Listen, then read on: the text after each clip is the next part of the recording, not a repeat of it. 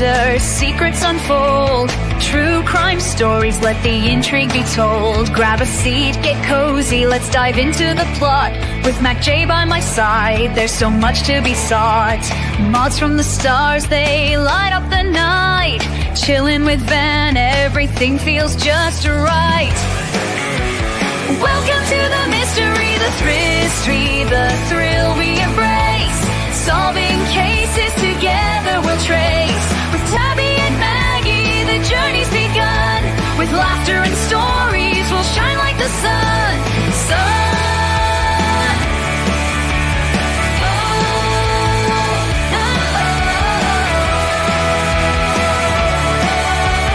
Spirit Time vibes with Lisa and Mark. Tia and Mel igniting the spark. According to Lean, curiosity flows. A curious rose in a garden of woes. Sweet misery whispers, tales that enthrall. While Matt, Meg and Jody, we gather them all. Welcome to the mystery, the history, the thrill we embrace. Solving cases together we'll trace. With Tabby and Maggie, the journey's begun. With laughter and stories, we'll shine like the sun.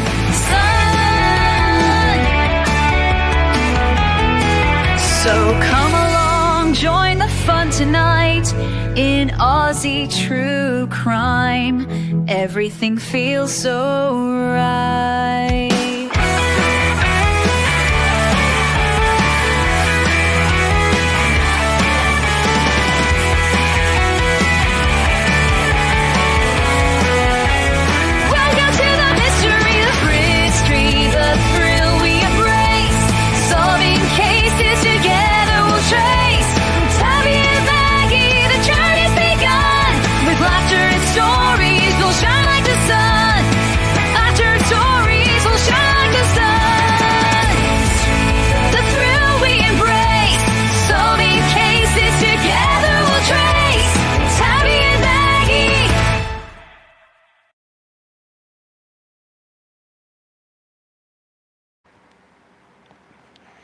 Hey, beautiful people.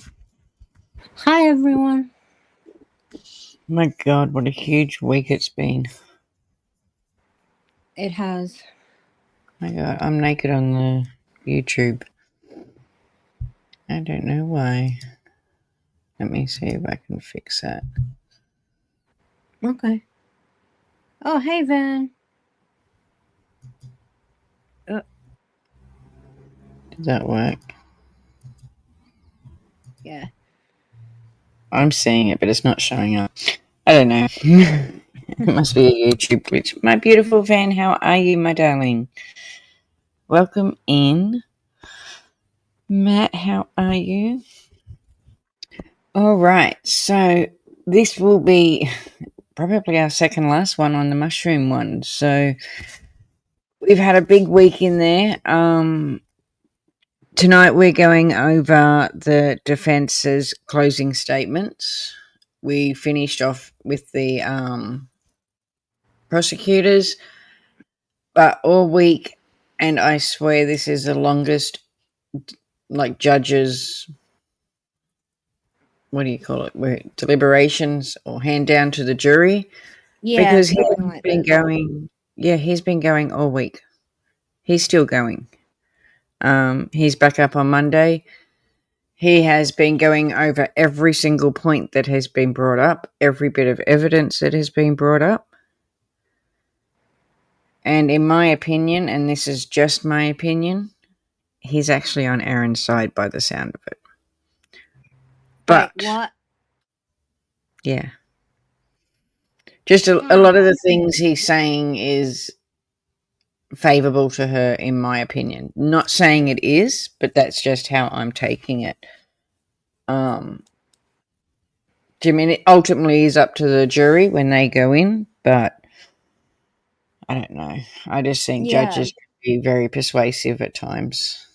So, but yeah. Anyway, he's back Monday, so hopefully he'll finish Monday. He said he's got 3 more subjects to go over.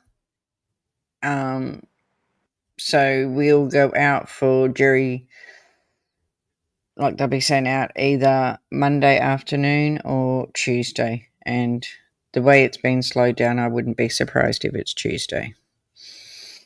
We'll go over the defence's closing tonight, but I will put it up on my community post and in our Facebook page as soon as the jury goes out and as soon as we get an answer. And as soon as we do get an answer, Macjay and I will try and get on, even if it's just for a quick live, to say what it is. Because we can't follow something this long and not come on for the answer. Yeah. Oh, Kez Chick's in here. Beautiful Megan, how are you, my darling? It's so good to see. We haven't got the @ yet. No. Have you seen that? In YouTube today, everyone's names have been changing and they're getting their names changed to @ and then your name. And some people are getting numbers put next to their name, their handles. Oh, wow. I don't have it yet in my chat, so that's good.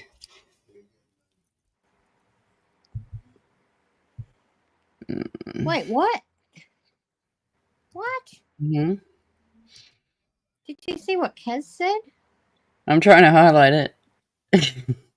Yeah. I think I'm trying to highlight it at the same time. There we go.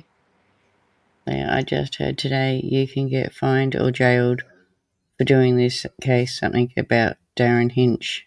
Have you heard anything? No. Please don't tell me that. I don't listen to Darren Hinch. I don't like him. We heard nothing. Did you see the reality star that killed her boyfriend? And yes, I did. I was looking at that.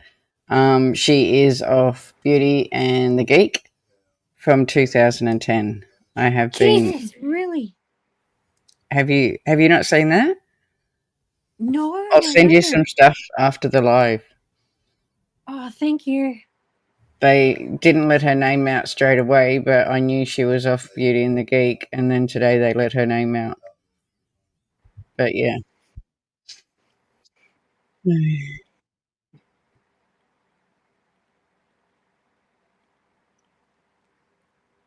No, it's from the other Australian girl doing YouTube. It's a big thing.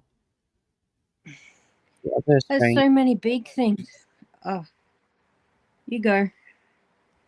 No, I'm just the other Australian girl. I don't know who the other Australian girl is.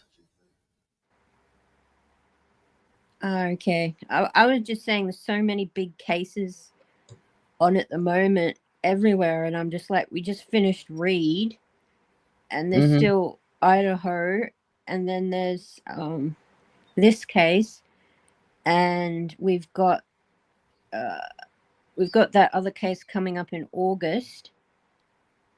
And yeah, those are the ones I can think of. Yeah. There's heaps of new ones. Anyway, let's get on to this because we have so much. I'm going to play our little video we made for Erin first, and then we'll get into it. This one.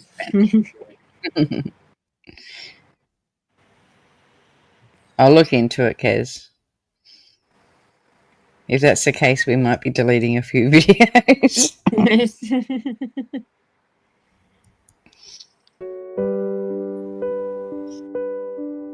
In the shadows where the whispers dwell,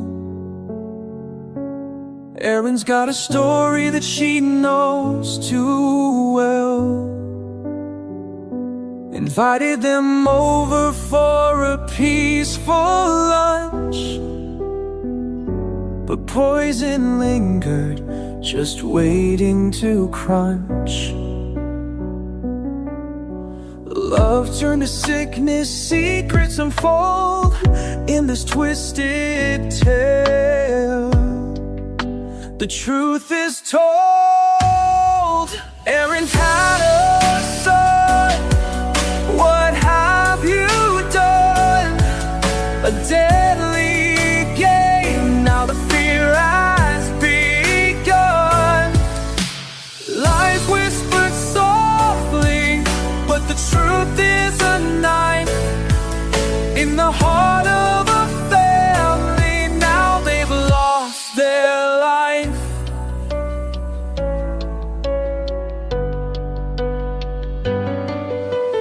Hours pass slowly, then chaos arose. Where'd that go?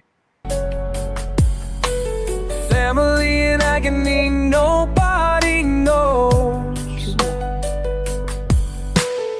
6 weeks in limbo, they pray and they weep, while Erin keeps hiding, her secrets run deep. Guilty or innocent, which road will she take? In the end, it's the truth that will break. Erin Patterson, what have you done? A deadly game, now the fear has begun. Lies whispered softly, but the truth is a knife in the heart of a family. Now they've lost their life. Here at the end,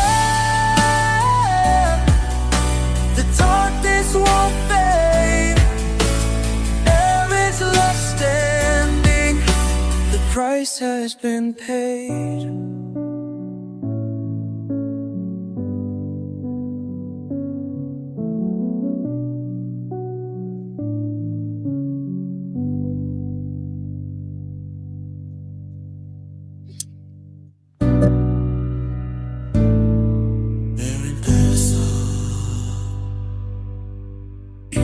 Shadows where the whispers dwell. Erin's got a story that she knows too well. Invited them over for a peaceful lunch, but poison lingered, just waiting to crunch. Love turned to sickness, fingers unfold. In this twisted tale, the truth is told. Erin Patterson, what have you done? A deadly game, no defeat has begun. Eyes whisper softly, now what a trophy. Half a family lost their love. All hearts don't beat, just it medicine tea. Every head in her set body high.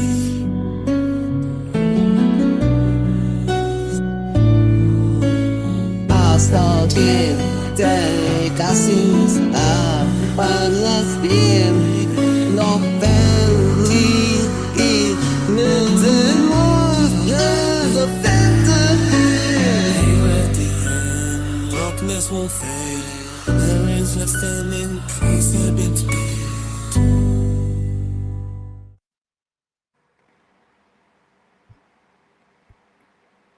Our true victims. Yes, agreed. That was strange. That kept going off on my StreamYard. I don't know if it didn't on the YouTube, but it did on my StreamYard. That is weird. Beautiful little Miss Sharon. Welcome in, my darling. Is Darren Hi, Hinch Sharon. really 81 years old? Oh, my God. Wow. I shouldn't be surprised. I remember watching him as a kid. Okay. So this is where we end it. Oh, hang on. Oh, my God. Keeps disappearing from me. My StreamYard's really playing up.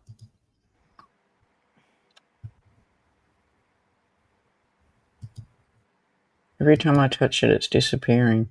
That's weird.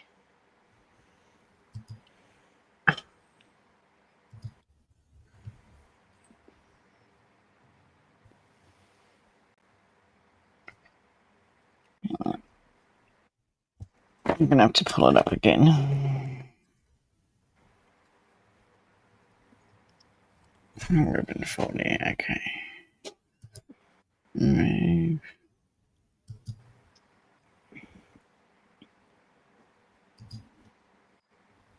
Oh my God. Is it doing it to you? Can you see it? Or I can see your presentations, yeah. is it disappearing? Yeah, it comes up for a little bit, and then I hear you clicking on it, and then it goes down again.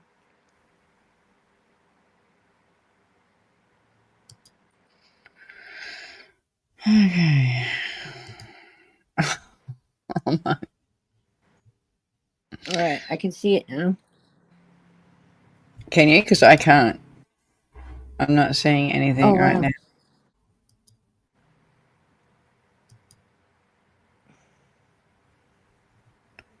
Okay.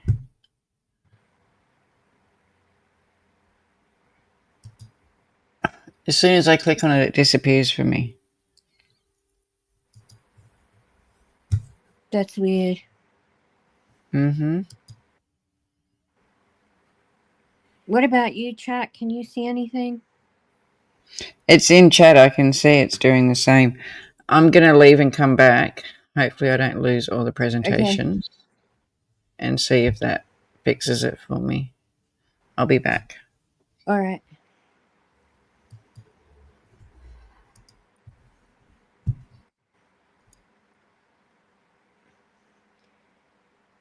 So, do we think Erin Patterson will get guilty or innocent? What do you think, chat?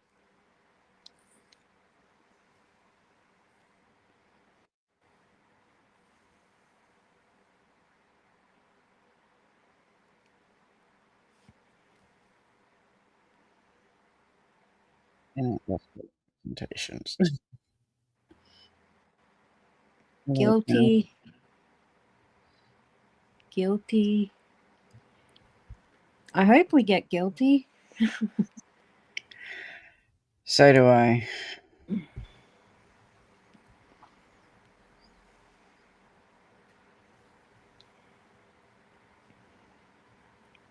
Okay.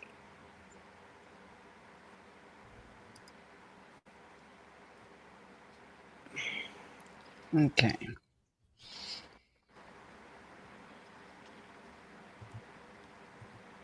Okay, now it's letting me touch it.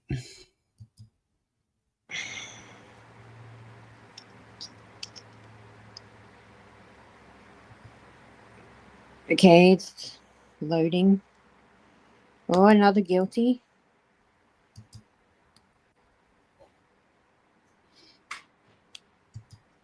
Okay.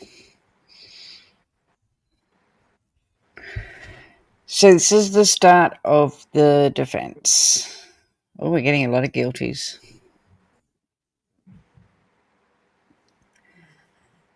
So the defense barrister starts the address raising prosecutor's flawed approach. Defense counsel Colin Mandy SC is on his feet to deliver his closing address to the jury. He has started by telling the jury that his consideration of the evidence in the trial will come down to two simple issues.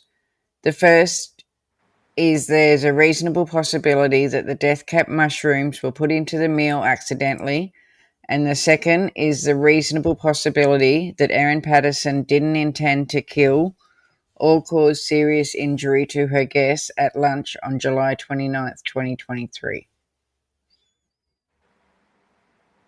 On Lady Freedom's Live, we lost our YouTube names, so something is up on the streets. I have seen in some lives today they're changing people's names to our handles.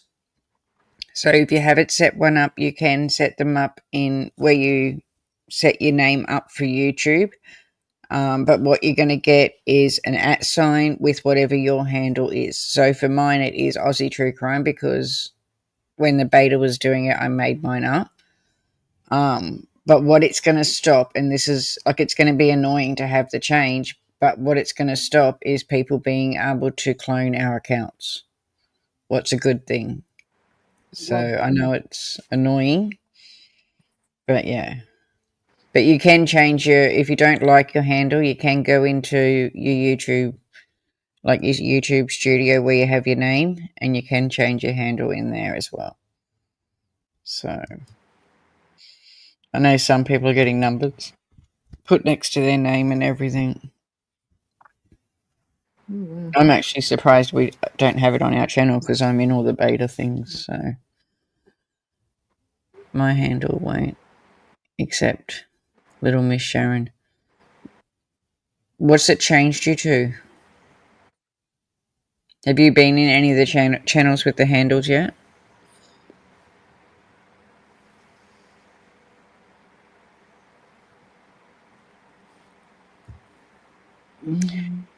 Yes, Megan. She pinged at 2 of the sites where the death caps were on the same day.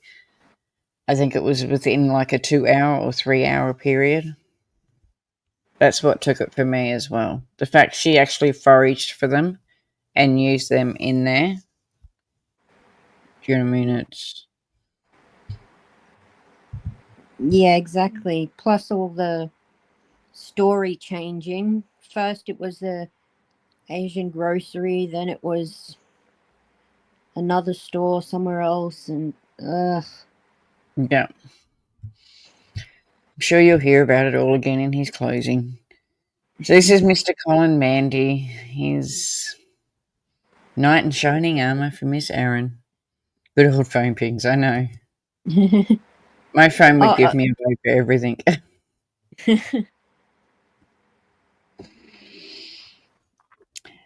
So if either of these is reasonable possibility, you find her not guilty, because that's the law, Mandy said. A flawed approach of the prosecution in the way they analysed the evidence was an overreaching issue in the case, Mandy said. The prosecution just made an argument to you that's not evidence. The prosecution has referred secretly to the evidence, choosing the bits they like to suit their theory in a deliberating way, he said.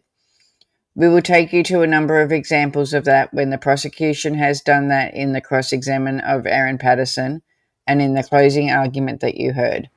Hi, beautiful Jodie. Welcome in, my darling. Welcome back, Van. So good to see everyone here. it is. So the accused account largely consists, despite lots of questions from different people. Defence counsel Colin Mandy SC told the jury the prosecution had picked and chosen evidence and cherry-picked convenient fragments while discarding inconvenient truths. Erin Patterson was answering lots of questions from many, many people when she was under what you think is pressure, Mandy said in his closing. And no mushrooms here, no. But for the for the members, they do have their new little, what do you call them, emojis? We have the shot glasses in there. We have the mushroom. We even have Erin in there. He said the defense argument to the jury was that Patterson's evidence was largely consistent and she was given the same account over and over again, but to lots of different people in many different contexts.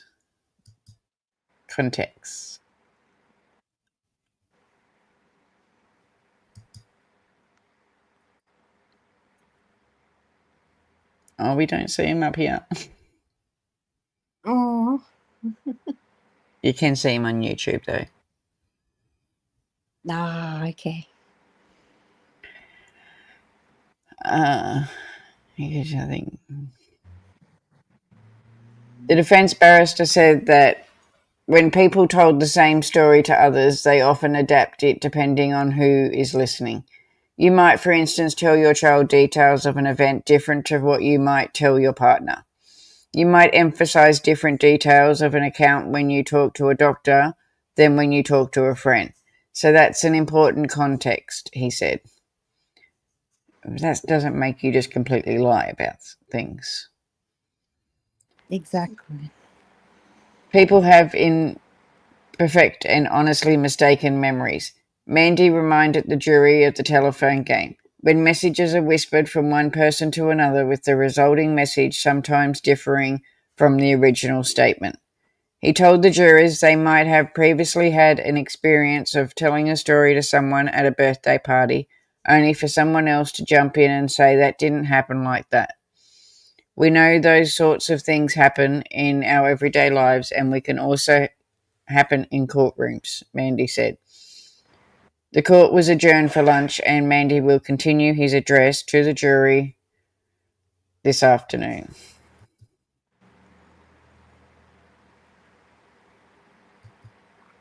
So no motive. A closing address pivots to intent. Erin Patterson's defence barrister Colin Mandy has resumed his closing following a break from lunch. This is, he tells the jury, his last chance to speak on the accused mushroom cook's behalf. While some of the arguments he plans to tell them might be simple and obvious, or perhaps something jurors might have already thought of, they are necessary too. Thank you so much, my darling. You know, we have special little things that I have found. Oh, yes, they're great.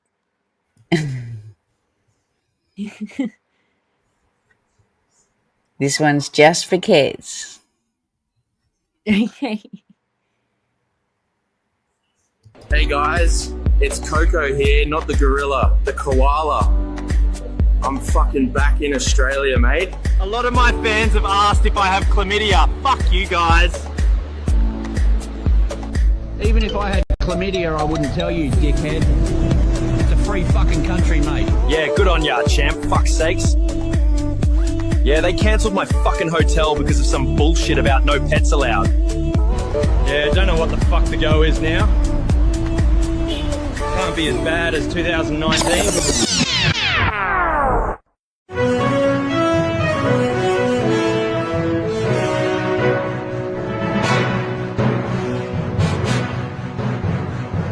Breaking news, the fucking country is on fire and one dickhead of a koala is to blame. We'll play the clip.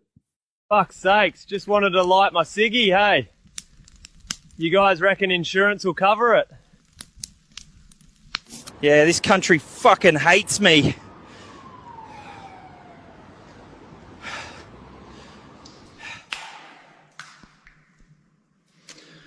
You're probably wondering how I fucking got here.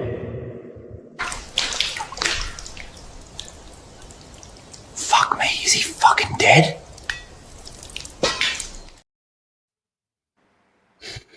Thank you so much for 6 months.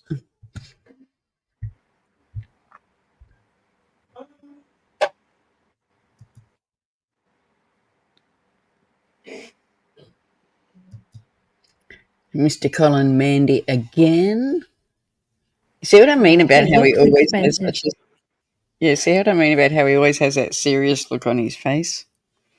Yeah, he does.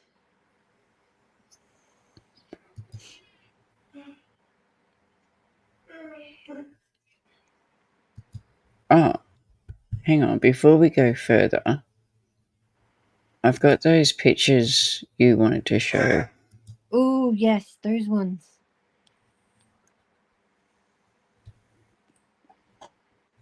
Did I put them in?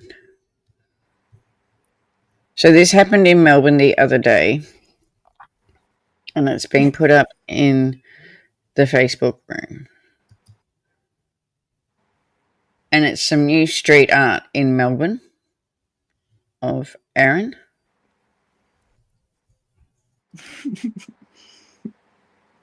Such a resemblance of her, I think. I think they've done a great job on it.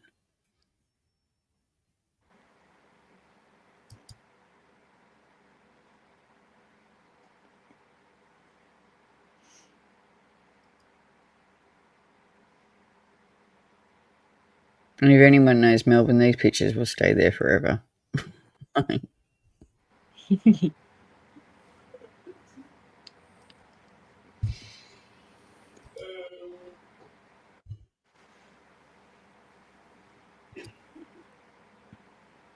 God, I didn't have much of I know.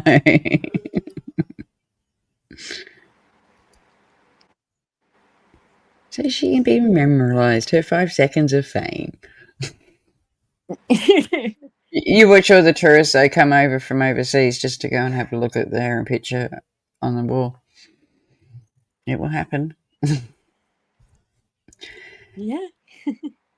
So this was the time said Mandy, for the jurors to be like judges, to use their heads, not their hearts. It's the law for the jury where they are considering facts. They have to put aside their sympathies and their prejudice and approach things rationally and intelligently.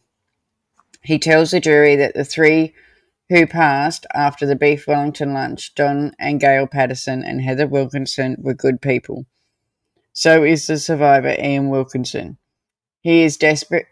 It is a desperately sad story, he says, but he adds, this is a trial about facts.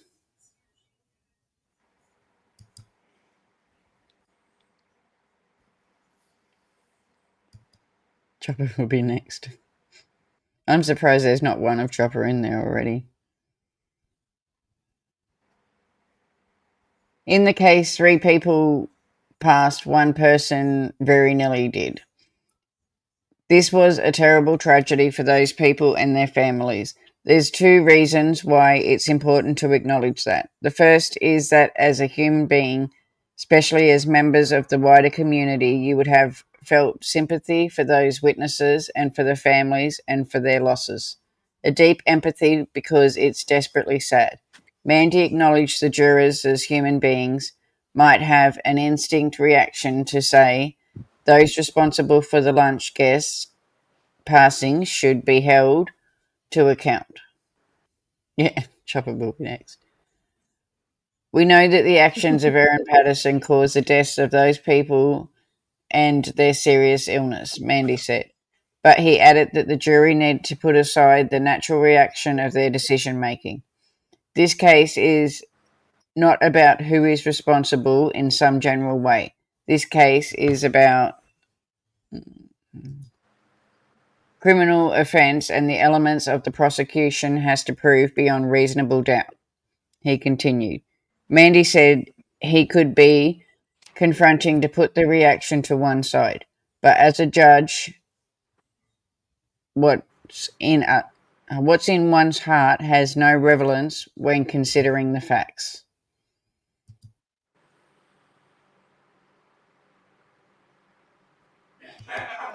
The goodness of the lunch guests is important, he tells the jury, because why on earth would anyone want to unalive those people? Don and Gail Patterson have never been anything but kind to Erin Patterson. They were also her children's grandparents, he said. Why would Erin Patterson want to unalive them or cause them serious harm? Because of a brief period of tension in December of 2022. Which has absolutely nothing to do with Ian and Heather. He finished his focus on his point by referring to a statement that the prosecutor, Lynette Rogers, SC, got right to the opinion. And as Dr. Rogers predicted correctly, I will be making a submission to you that there's an absence of a motive. Motive, he added, was significantly when considering intent. You've got to remember the whole case relies on whether she actually intended for the death caps to be in the meal.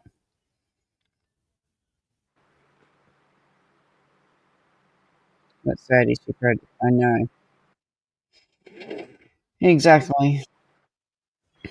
And it's sad that her children have to grow up without the grandparents. We hold on to our elderly. Yeah. Well, that's how I've been brought up. Don't know if my kids will hold on to the elderly when I get there, but... So child support payments a motive for murder. Shortly after Erin Patterson's defence barrister Colin Mandy SC took to his feet in the courtroom floor in Morwell, his closing address was briefly disrupted when a mobile phone began ringing in the front row.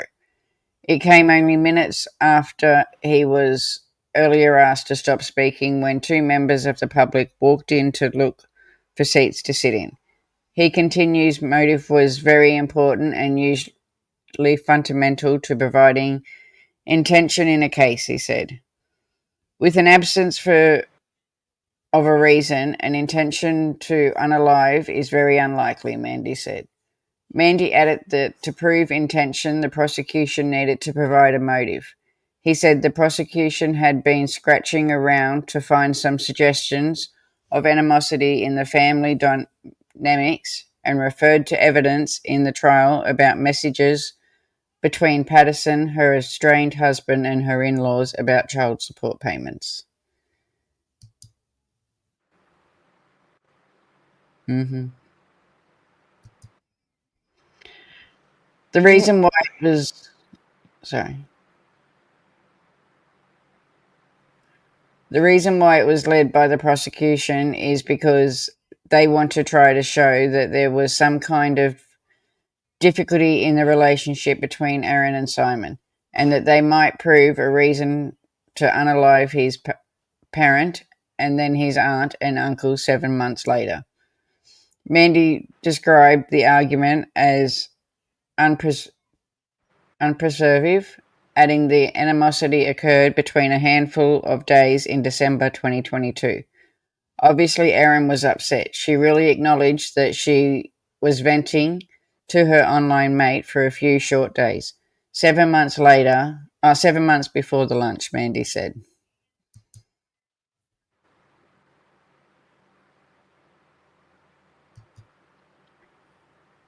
No anger, no hatred. Defense team's missing ingredients for a motive. Erin Patterson's defense barrister, Colin Mandy, is challenging the prosecution's suggestion that child support disputes fueled a motive for unaliving. He referred to some evidence from Simon Patterson, his client's estranged husband, from earlier in the trial. The evidence is about a message to Patterson where Simon has suggested getting a mediator to help them navigate issues around the payments.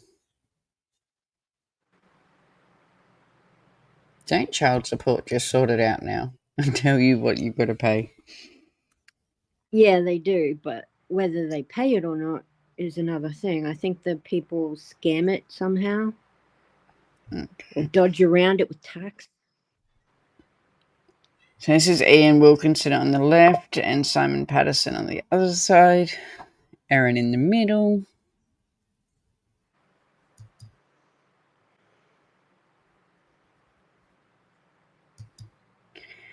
He reminded the jury that Simon had told the court that Patterson had sent an extremely aggressive message to a Signal family group around the time in December 2022.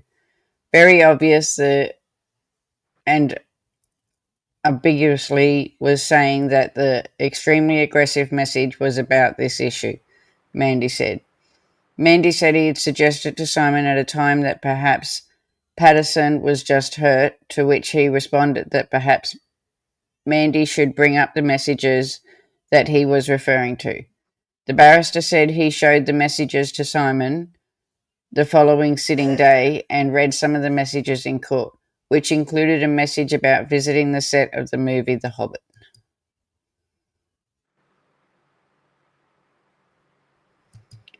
They're not extremely aggressive, Mandy said. The Simon's memory became that it was at some other time.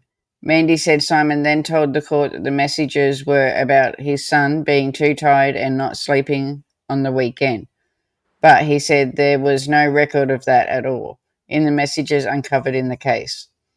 Mandy said that oftentimes emotions could run high between two people and there was nothing unusual about it.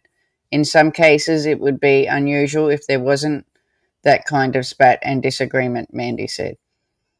But he said that it did not provide any kind of motive to unalive someone's parents and their uncle and aunt. Mandy said there was no anger or aggression or hatred between Simon and Patterson and between Patterson and her in-laws. Beautiful Magic Star, welcome in, my darling. How are you?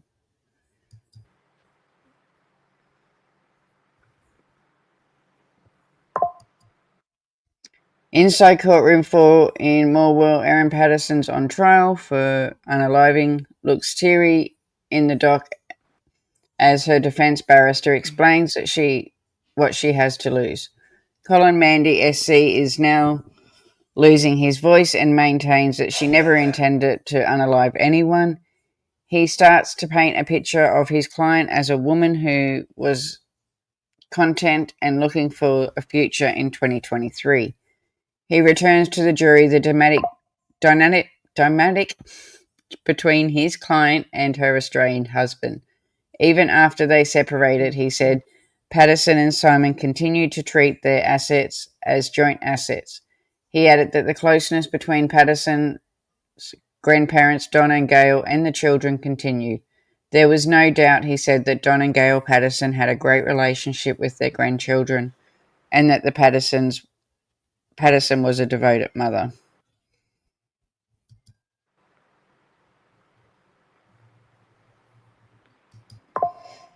So it's Erin Patterson. I don't know what to say about her being a devoted mother. Oh, he is. He's trying really hard, but she pinned it on her. Well, tried to pin some of it on her own kids. Jeez. Yeah.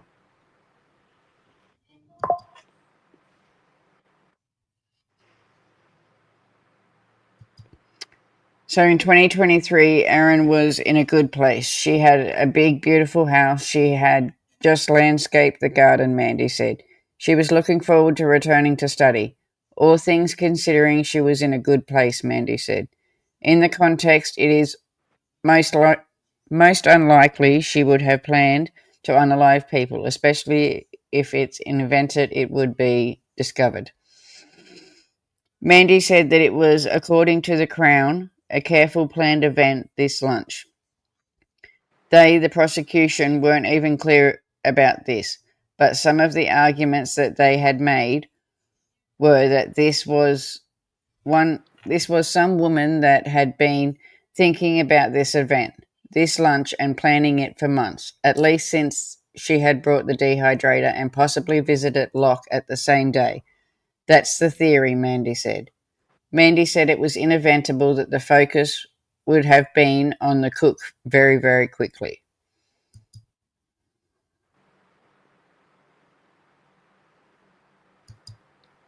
Investigators were inevitably given how unwell these people were, and that's exactly what happened. It was a certainty, Mandy said.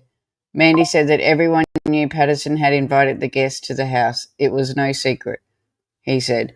All invited well in advance. All of them discussed the invitations with others in the family.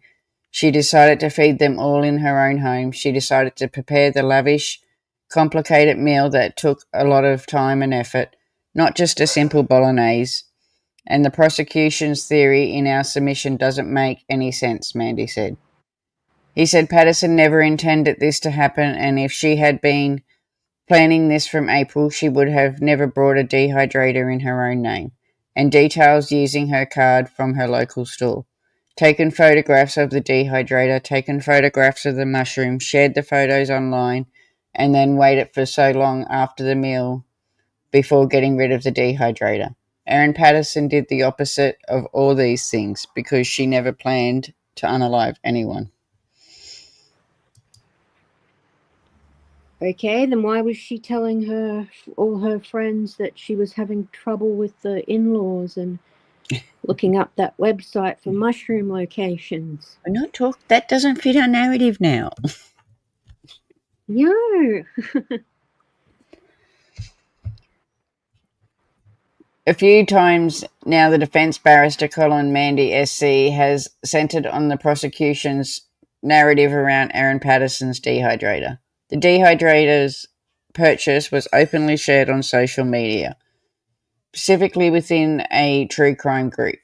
This suggests a lack of concealment, Mandy told the jury. Mandy said the dehydrator was not disposed of after the lunch.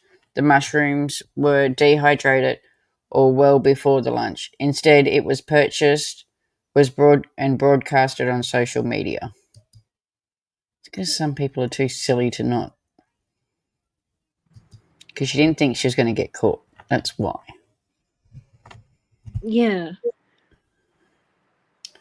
He asked jurors to focus on the timing his client disposed of the dehydrator, a day after she had a confrontation about the appliance with her estranged husband in hospital. The timing of the disposal spoke volumes of the state of mind at the time, Mandy said. He pointed out that Patterson had driven to the tip in her own car and the transaction was linked to her information. It can only have been panic, but because she is guilty, not because she is guilty, but because that's what people might think, Mandy said. No, it's because she's guilty. Why would a guilty woman... Hey? She is so guilty. Why would a guilty woman direct police to the bin containing the leftovers? This claim defence barrister Colin Mandy SC is an action that seems inconsistent with guilt. Instead, he argues it points to his client's belief that the food was harmless. His client, Erin Patterson, has pleaded not guilty to the 3 charges of murder and 1 of attempted murder following a fatal beef Wellington lunch she served in 2023. As part of the closing address, Mandy is examining part of the prosecution's theory that his client ate her whole portion of beef Wellington and that the leftovers in the bin amounted to a whole beef Wellington parcel.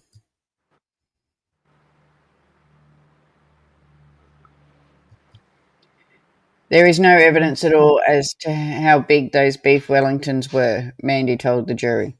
Mandy said the prosecution's assertion that those were clearly 2 halves was speculation. There's not enough evidence or information to say that, Mandy said. It's speculation, clearly 2 halves, which you heard for the first time in the closing address. Mandy said the assumption was never put to Patterson or Ian Wilkinson, who were present at the lunch. He described the prosecution's proposition that she did not volunteer where the leftovers were to the police as a pandemic point that the amount to nonsense. I'm going to get you to read the next one. Miss Haley's up, so I've got to go and hunt her back to bed. So I'll get you to read this.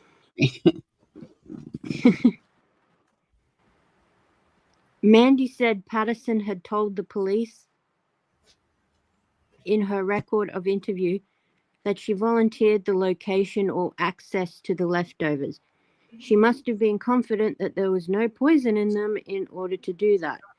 She was wrong, Mandy said.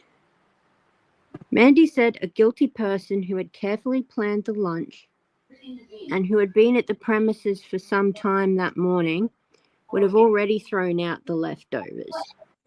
Put them in a neighbour's bin, bury them in the backyard instead of directing police where to find the evidence that there were death cap mushrooms in the bin, Mandy said. He said that at that time on Monday morning, July 31st, 2023, the only inference that the jury can draw from Patterson's behaviour is that she did not believe there were death cap mushrooms in those leftovers. Oh my God, she's got eggs in the toilet. This girl's going to be the death of me. She's supposed to be in bed and we're in the toilet with eggs. Ugh. She's back in bed now.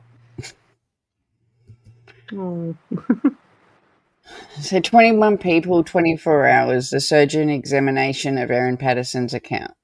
Erin Patterson had the right to remain silent in her own trial, forcing the prosecution to prove the case without her testimony. She could have stayed quiet, her barrister Colin Mandy SC tells the jury in courtroom 4. I think that's the end of that one. No. Instead, he says his client chose to enter the witness box and face the scrutiny of the whole world.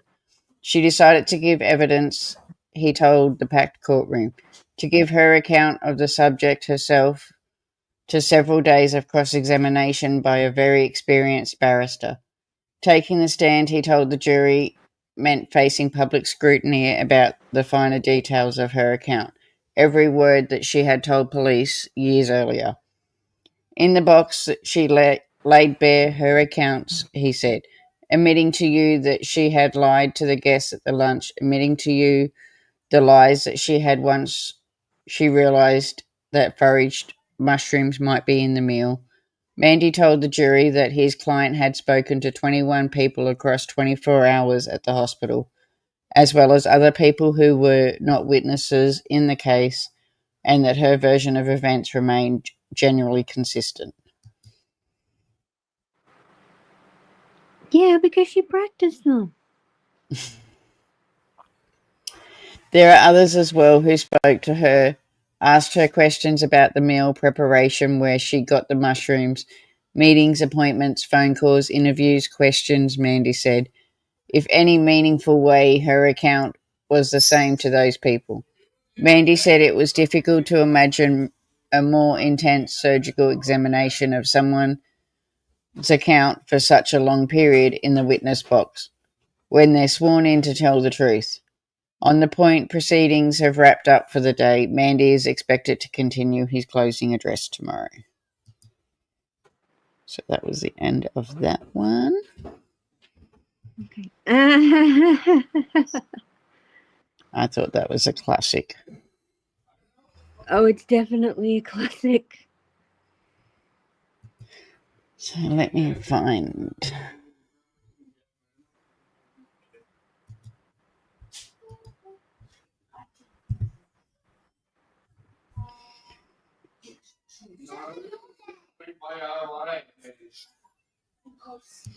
So this was Wednesday, the 18th of June, 2025. It was day 34.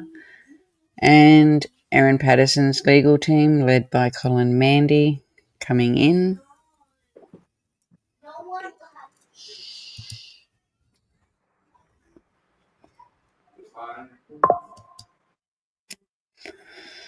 That was the mushroom lunch victim, Don Patterson's brother, Colin Patterson.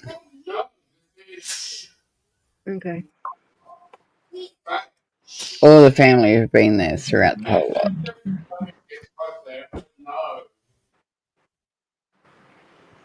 Must have been hard, man, to sit through that much, being a victim. To begin the third day of the closing statements, Erin Patterson's defence lawyer, Colin Mandy, SC, cautioned the jury against the seductive trap of hindsight reasoning. The prosecution, he told the jury, will determine his client's fate on Monday, asked them to imagine what they would do if the death cap poisoning was a horrible accident.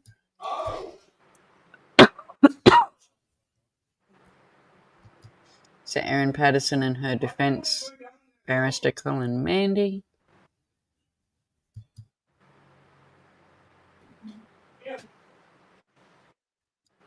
Mr. Serious. He is.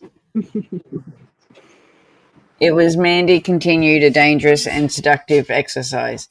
He said that the kind of hindsight reasoning shifted the burden of proof about the defence, despite it being the prosecution's job to prove that the accused did and not to engage in hypotheticals on what others might do in the situation. What they should be really relying on should be the evidence that they say established the guilt of the offending. Mandy said hindsight reasoning can create a false clarity about ambiguous situations. Mandy said things seemed obvious to respect, adding the pattern of someone's behaviour and personality did not determine guilt. You just don't know what you do if you were confronted in this situation, Mandy said. Mandy said Patterson was not on trial for being a liar. He said the analyst of the prosecution undermined the presumption of innocence and might make guilt seem more probable. It corrupts the reasonable doubt standard, Mandy said. Mandy said that nothing that Patterson did after the lunch changed her intent when she served the meal.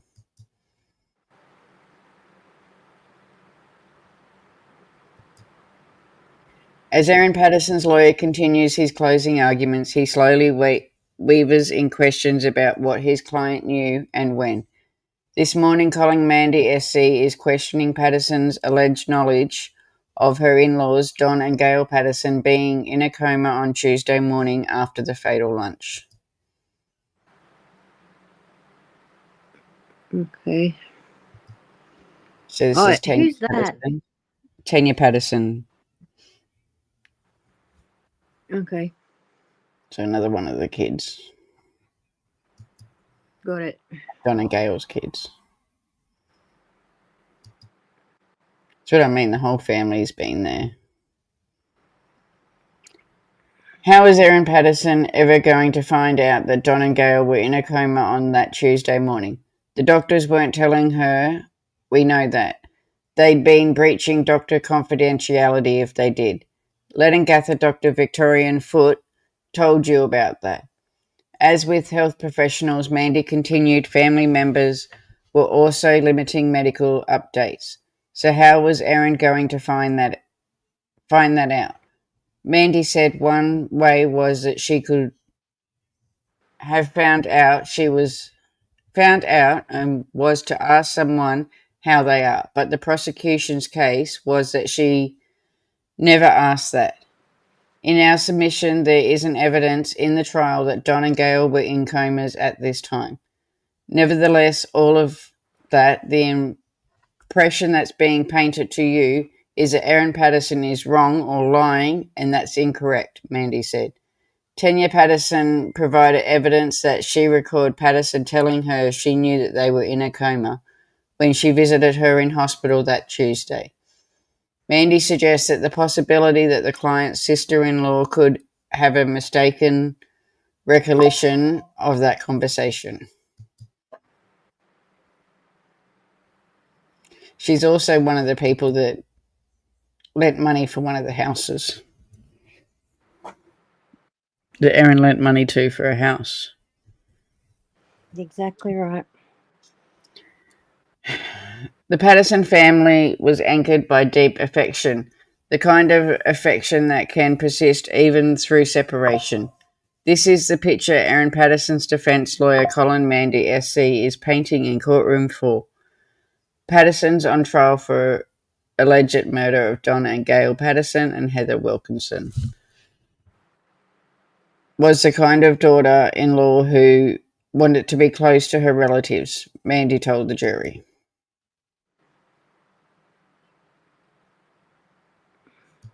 So that's Gail and Don again. I love seeing them smile. Yeah.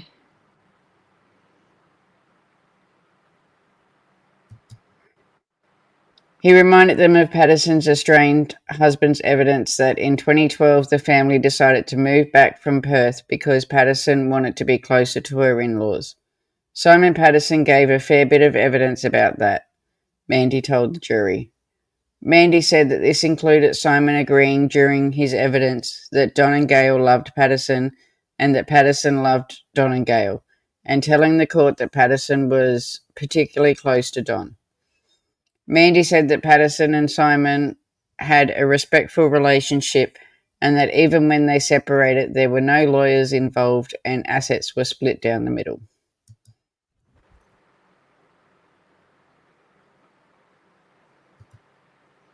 And Erin and Simon.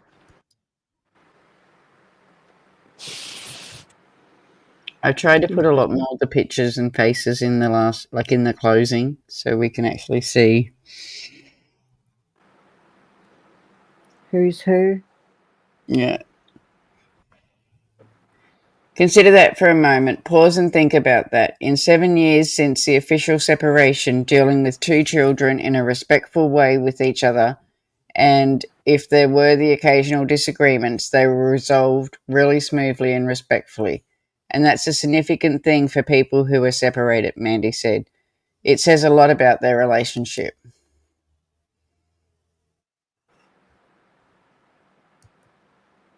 Erin Patterson's interest in wild mushrooms started as a hobby that blossomed during the quiet of the COVID-19 lockdown. Patterson's defence lawyer Colin Mandy SC told a jury in Morwell that foraging, a common hobby in Europe that had become more popular during the pandemic. Photos recovered from an old SD card found by the police at Patterson's home demonstrated chronically and without question that the mother of two was interested in wild mushrooms at that time.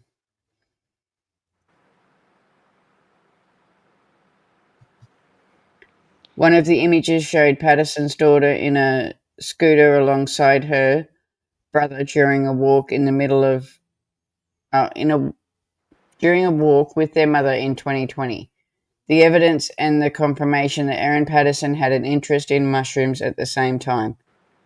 As mycologist Dr. Tom May says, that interest in mushrooms was becoming popular. Her children were there with her that day, Mandy says. Mandy said Patterson's son had provided evidence that he remembered going for walks with his mother and looking at mushrooms at the botanical gardens in Kumabara. We say these photos demonstrate it to you that when people are on walks like that, their kids often go and do their own thing, Mandy says. He said it was possible that the kids did not notice or remember Patterson picking up the mushrooms at the time, and that as years rolled on the children were back to school, she might have gone on a walk by herself and picked more wild mushrooms.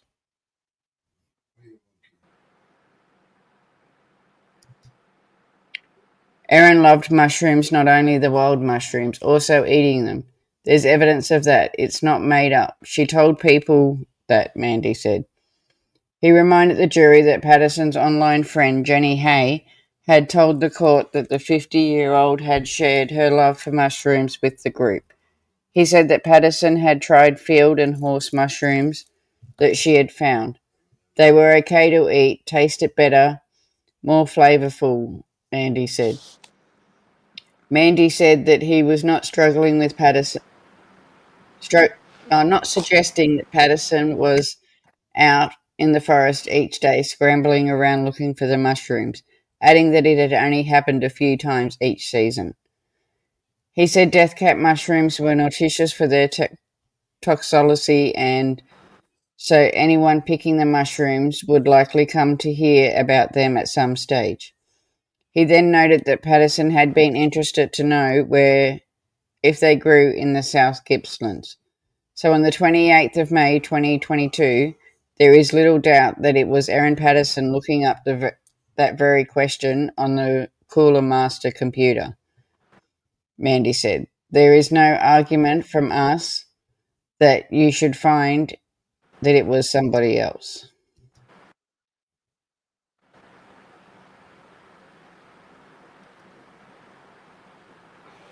The jury that will decide the fate of Erin Patterson is being offered an alternative in deception of their online activities, particularly her brief foray into the world of iNationalist. Colin Mandy painted the picture of the occasional forage checking to see if the deadly death cap mushrooms were present in her local area. A search on May 28, 2022, that would have at the time yield confronting news, no confirmed sightings. There's a number of possibilities opened on this evidence, including the possibility that Erin was not previously familiar with the iNationalist. Mandy said that he said the reason for the interception was to make sure that the death cap mushrooms did not grow in South Gippsland and remind the jury of Dr.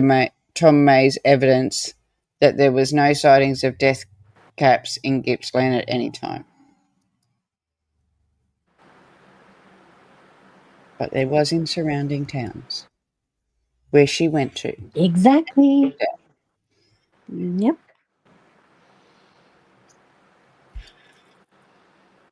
What would have stayed with her was the knowledge that there was no death cap mushrooms in Gippsland as a result of the search that she did, Mandy said. He said there was an occasional forager that had become aware of death cap mushrooms. You would think that would be confronting information. Mandy said as a user might have wondered what they looked like and gone to an observation page about death caps in Morburn. He said that his interaction was out of curiosity, just minutes before ordering dinner. This was not a person carefully studying this information, doing research about it. This was not a deep and abiding interest into the subject matter. It was a passing attention, Mandy said.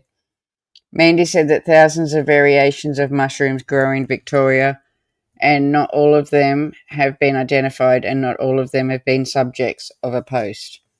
He said new variations are identified all the time. One thing I can say is I didn't know there was as many variations of mushrooms as there is. Yeah, me neither.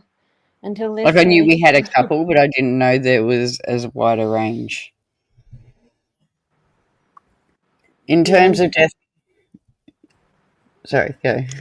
I was just going to say, after this, I just... Every time I look at a mushroom now, I think of this damn case. I know, even in Sensi today, we've got another new warmer coming out next month, and it looks like a wooden version of 3 mushrooms. And I'm like, are you kidding me? And I looked at my mother, and she's like, yeah, they're all the thing now. And it's like, no, they're not. Like, can we stop mushrooms?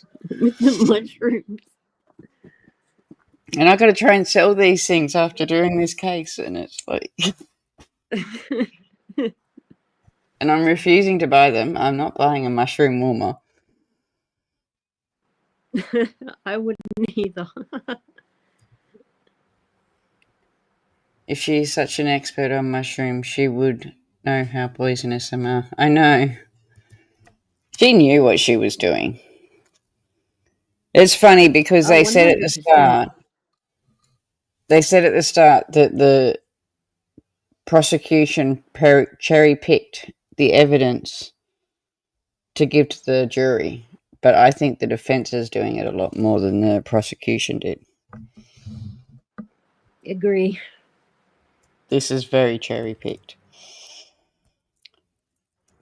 So in terms of the death cap mushrooms in South Gippsland, they have only been observed twice ever, as I stand here right now, once by Christian Mackenzie and one by Tom May, as far as the iNationalist is concerned, Mandy said. He said that those 2 people are very familiar with death cap mushrooms. You might think remarkably extraordinarily Erin Patterson observed and acted on the only sightings of death cap mushrooms, even in South Gippsland, at the Crown's case, Mandy said. Like she was sitting there waiting for them. Refreshed, still not there. Refreshed, still not there. Mandy said that there was not one scrap of evidence that Patterson saw those posts. He questioned how familiar Patterson may have been with the iNationalist when she had spent only a few minutes on the site 14 months before the lunch.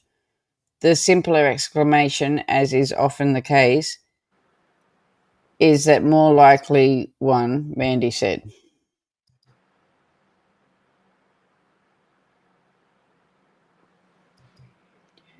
Colin Mandy is returning to the portion of the enduring family love and the Patterson family shared, even after the separation of Erin and Simon Patterson. In 2022, his client shared a good and strong relationship with her estranged husband and a loving relationship with her in-laws, Don and Gail Patterson.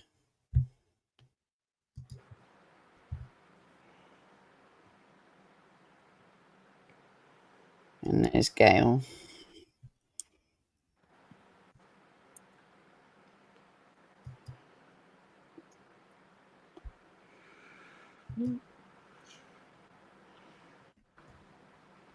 Sometimes they enjoying love was tested, he said. And in October that year, there was a misunderstanding about Gail Patterson's 70th birthday. Nevertheless, he told the court that the misunderstanding was resolved, and more importantly, Mandy said that following a heated conversation with Simon about the 70th birthday, his client had made the first move to apologise for the way it unfolded.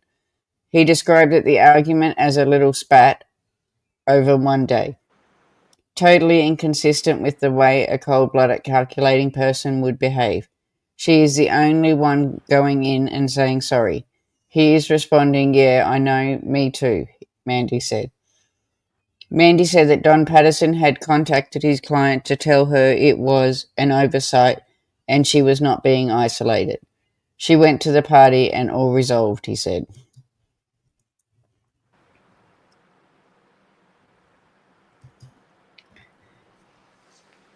As Colin Mandy delivers his closing statement, he points to his client.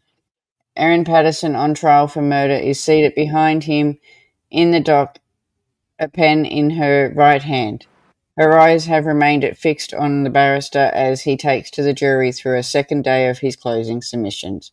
Mandy uses his fingers as inverted commas when describing his client's Facebook friends. I should always put inverted commas around that, he says.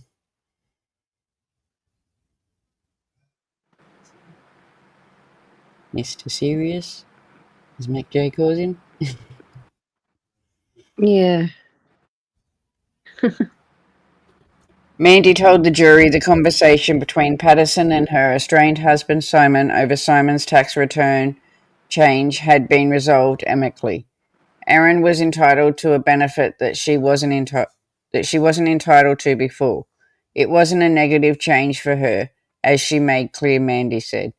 Mandy added that later on the messages showed that Patterson had requested some help from Simon to pay for their son's anaesthetic bill, and Simon had told the mother of two that paying the bill and school fees were out of the question.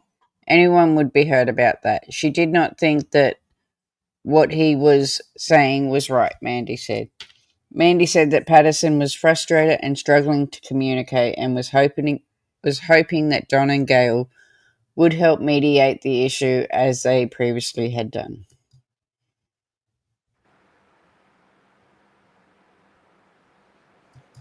Okay. He said Erin and Simon were struggling to communicate about their son's differences at school and the financial arrangements for the children.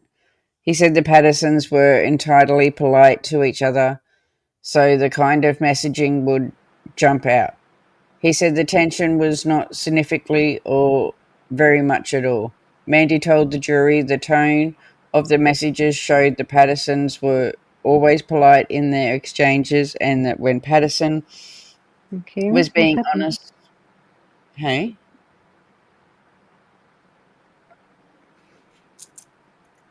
Patterson was always being honest in her responses. It might have been confronting for them. Prosecution argued to you yesterday that this is somehow an example of the accused leading a deceptive life when it comes to the Pattersons, Mandy said.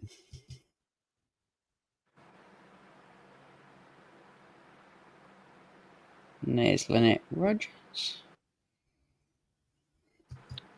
Okay. And Mandy said the messages were evidence that when Patterson got upset about something, she raised it. He said there was no evidence that those messages in December 2022 about anything like that. This was an abbreviation in her dealings with the Pattersons, and there is nothing to say otherwise, Mandy said. At the same time, Patterson was communicating with Don and Gail about the issue.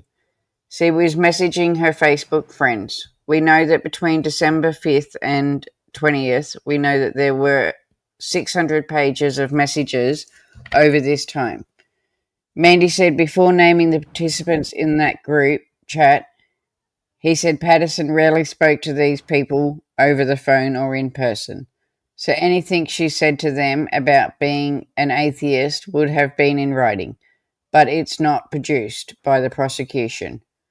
Mandy said the prosecution's messages were selective and did not provide context around Patterson's messages. And context is important, Mandy said. He said that between the first message and the prosecution's extraction, and then the last were 186 pages of messages. whoa.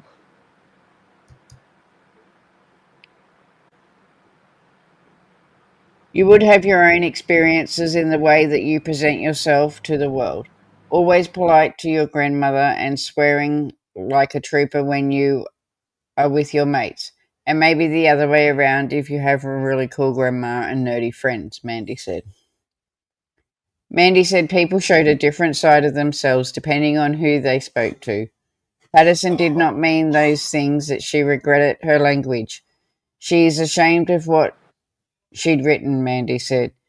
He said the prosecution hadn't said that Patterson had a motive to kill or seriously injure her lunch guest. Why is so much time then dedicated to those messages during the trial, Mandy said. Because it was such a polite, kind, and good relationship that these messages stand out, but they are not consistent with the whole of their relationship. Mandy said that there was an attempt by the prosecution to undermine the overwhelming evidence that Patterson had a loving, respectful relationship with Don and Gail.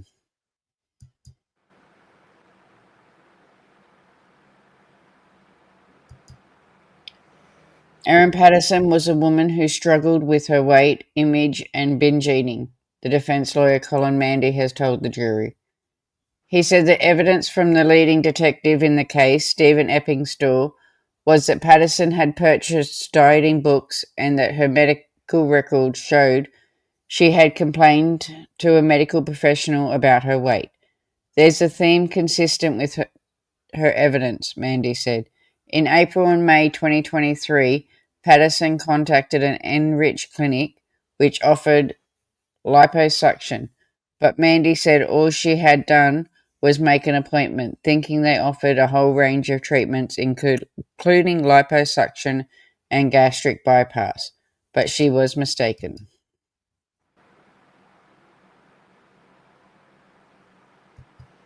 She often thought there was something wrong with her. Often this worry was without substance, Mandy said, adding that she wasn't surprised that leading into April and May 2023, a lump on her painful elbow would result in concern and worry in the same way. Patterson had lied to her relatives about her health leading up to the lunch, her lawyer acknowledged. Erin often thought that she had issues with her health and ended up going nowhere. That's not made up, that's not a lie, that's for everyone to see in her medical records and the conversation that she had with other people, including Simon, Mandy said. Patterson had moved to Leongatha, further away from Don and Gail, with whom she had a good relationship, and Mandy said it was probably true that she had felt that Simon might have been isolating her again from the broader Patterson family, and that a lie about the health was understandable when put into context of the isolation where she wanted love and care. He said there was no malicious intent behind it.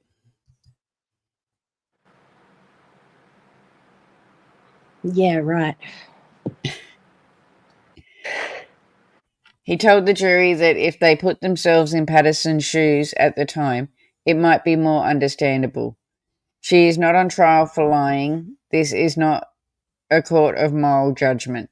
You shouldn't take the lead from this lie about the lump in her elbow to finding her guilty of a triple murder. Those two things are very long apart, Mandy said.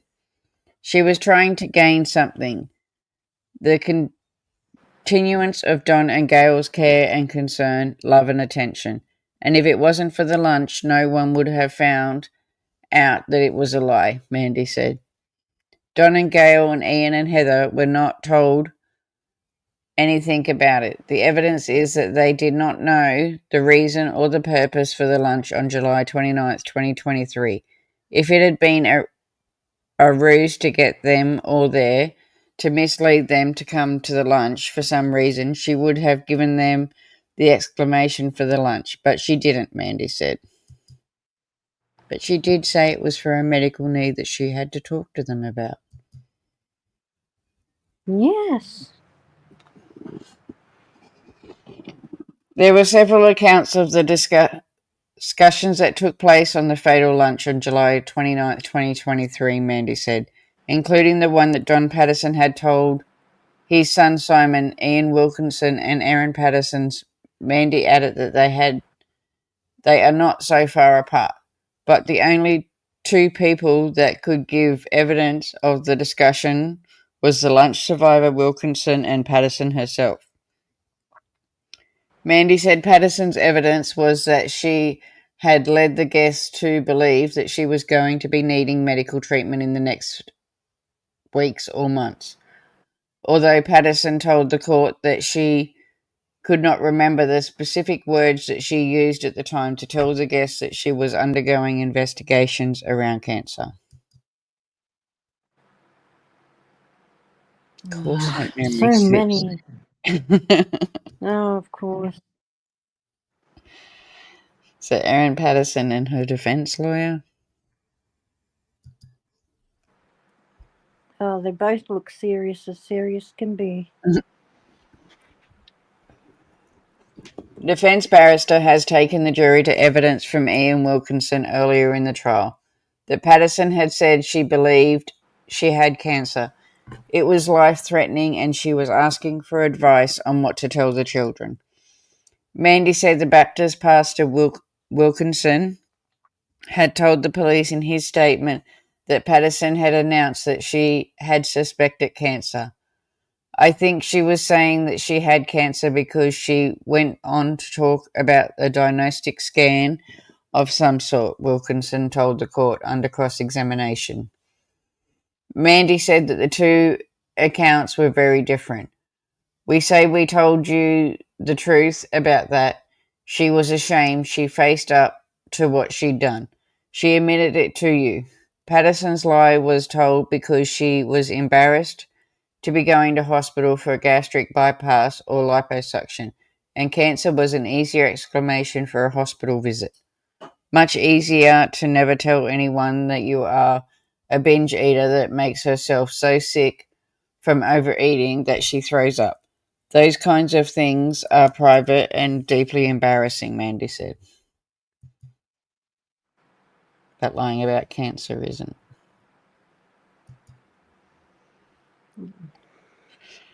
The timing of Erin Patterson's conversation about cancer made it to a redundant lie, and it was told after the fatal lunch of the beef Wellington had been eaten. Her defense lawyer, Colin Mandy, has told the jury in Morwell's courtroom 4, if this was a ruse, there was no need to have the conversation because the deed on the Crown case, the compensation of the food, had already happened. There was absolutely no need for Erin to say anything about the cancer at all, Mandy said.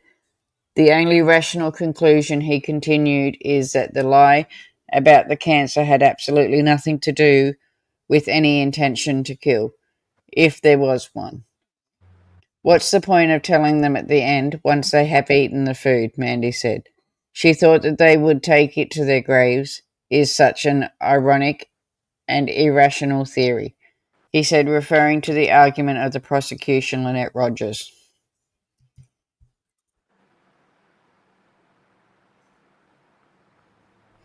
And there she is, all rugged up. Love her red gloves. Yeah, she does look really professional there.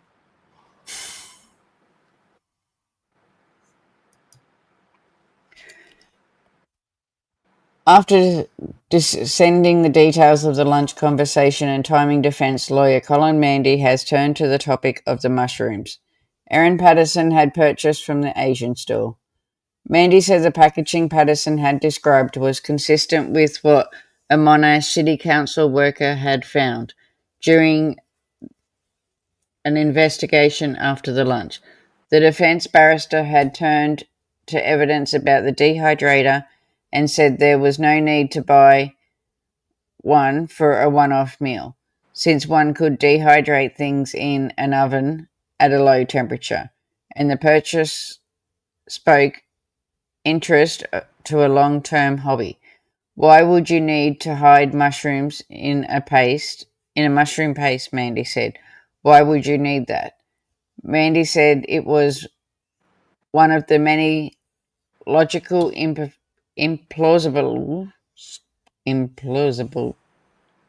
okay, I can't say that one, in the prosecution case. The court has now paused for lunch and will return at 2:15.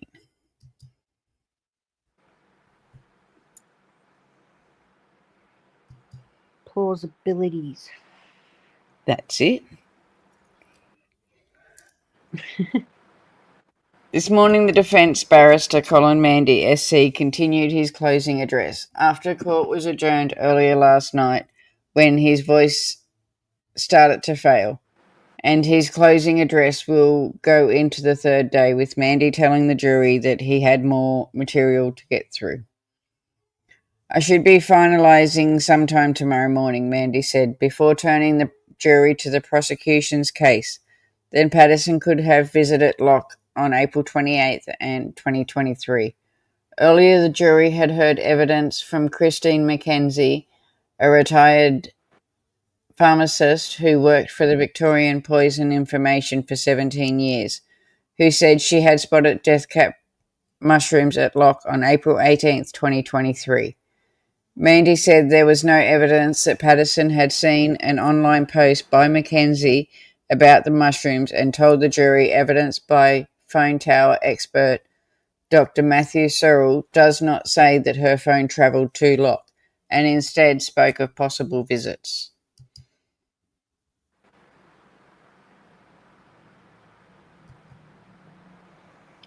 Mandy said that Mackenzie had told the court that she had picked all the mushrooms she could when she saw them, and there was no evidence death cap mushrooms had grown back. She said Mackenzie's evidence was that she was not aware of whether it was early or late in the season, but there was a possibility they would come up over the next days or weeks. He said those questions from the prosecution should have been directed to Dr. Tom May, the mycologist and witness earlier in the trial.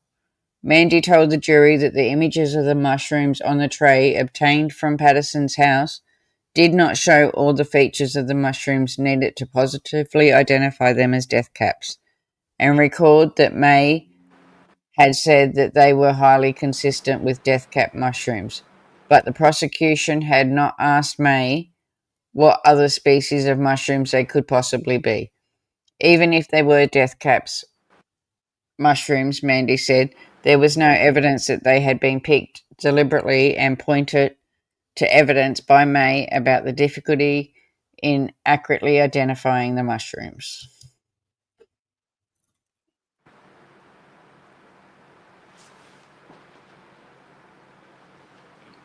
Oh man, he's really stretching here. Erin Patterson is seated in the dock, closing her eyes for periods as her barrister addresses the jury after lunch today. Running through the evidence from the mycologist Dr. Tom May, the phone tower expert Matthew Searle, and Christine McKenzie, a retired pharmacist who worked in Victorian Police Information Centre for 17 years. Defence barrister Colin Mandy SC said the prosecution really wanted to paint a visit to Locke by Erin Patterson as only possible, as it happened the same day as the images were taken of the Dehydrator. The prosecution says that it was put to her, Erin, in cross-examination on April 28th. She had enough death cap mushrooms, assuming those in the tray are death cap mushrooms, already to kill 5 people. Mandy said that the prosecution's theory was based on speculation and there was no evidence as to when the images that did not feature the Dehydrator had been taken. So that's a retired pharmacist, Christine McKenzie. Okay. I That haven't seen a went right. picture of her until now.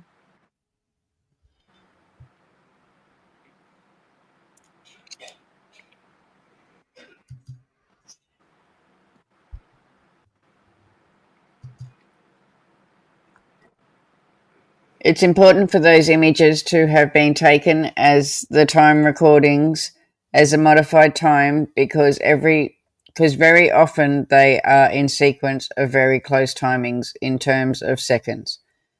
So they were not taken at those times, Mandy said. Mandy said he wanted to emphasize that the exhibition photos were a selection of images from a report generated by investigators who were targeted as evidence.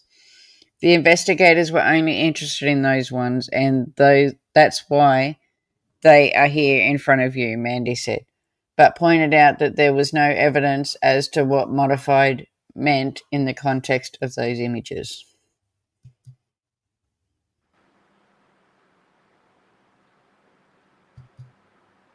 Erin Patterson's defense, Colin Mandy SC, says that if the prosecution's case was that on April 28, 2023, Patterson had all the death cap mushrooms that she needed, if indeed she had planned to use them intentionally, why would she have felt the need to get more on May 22nd, 2023?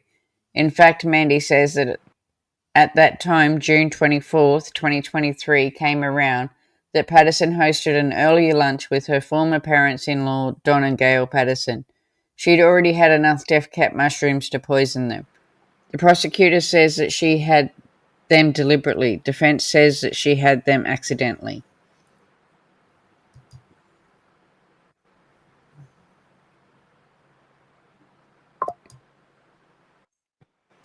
Mandy said the meal Patterson cooked for her guests on June 24th became the fatal lunch on July 29th. Did not have mushrooms, and the couple did not need to be encouraged to attend as they were happy to go. Mandy said the prosecution's theory that Patterson wanted her estranged husband Simon to attend the fatal lunch on July 29th, 2023 to unalive him was absurd, since that would have resulted in her children losing their father, grandparents, and great aunt and uncle. He said that it was surely more likely that Patterson's account that she had moved to Lanangatha away from her support system and wanted to build bridges was true.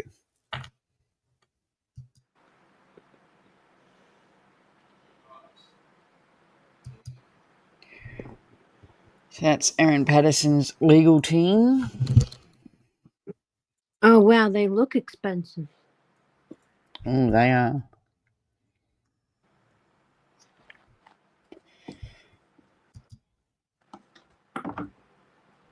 In Reddit, they're saying it's costing her $20 million for the whole case. Seriously? $20 million? But you got to think she's got 2 barristers. So, I know they're not cheap. Simon was her link to the community, and she was feeling like she was being isolated, Mandy said.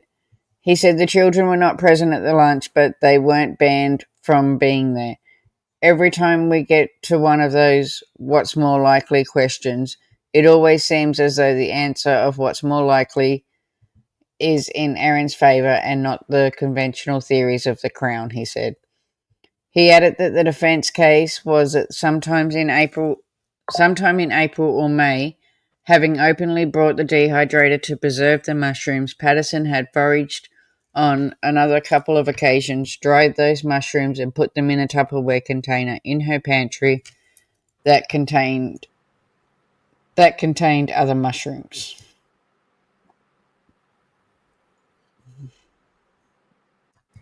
Do you mean it's the point that she lied about putting the foraged mushrooms into the dish? That's the intent. Yeah. In Morwell's courtroom for accused killer Erin Patterson's defence lawyer Colin Mandy SC has turned his attention back to the day of the fatal lunch. After addressing evidence from other witnesses, Mandy said that the prosecution's case was that there were 5 poisonous parcels of beef Wellington and 1 non-poisonous one.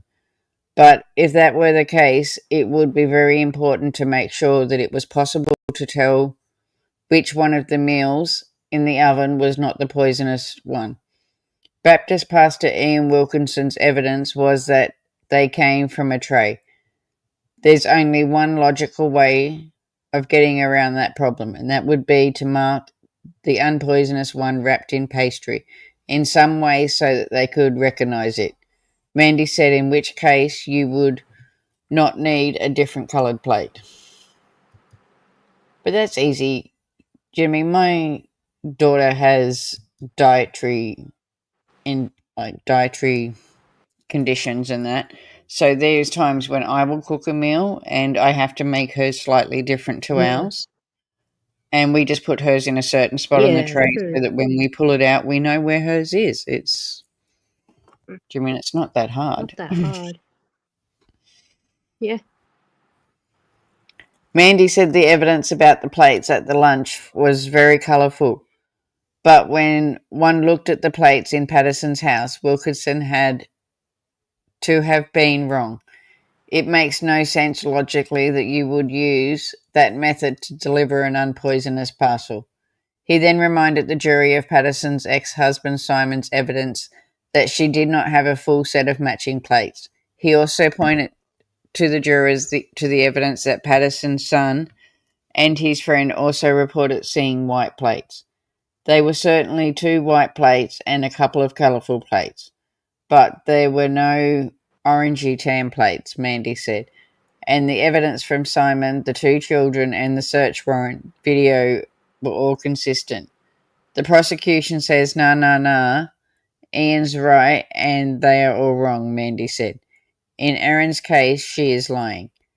Mandy said that the prosecution, Lynette Rogers, had concentrated on Wilkinson's account of the passage from Patterson's son's evidence of the plates and ignored evidence from Patterson's daughter, asking the jury to rely on this colourful piece of evidence from Mr. Wilkinson.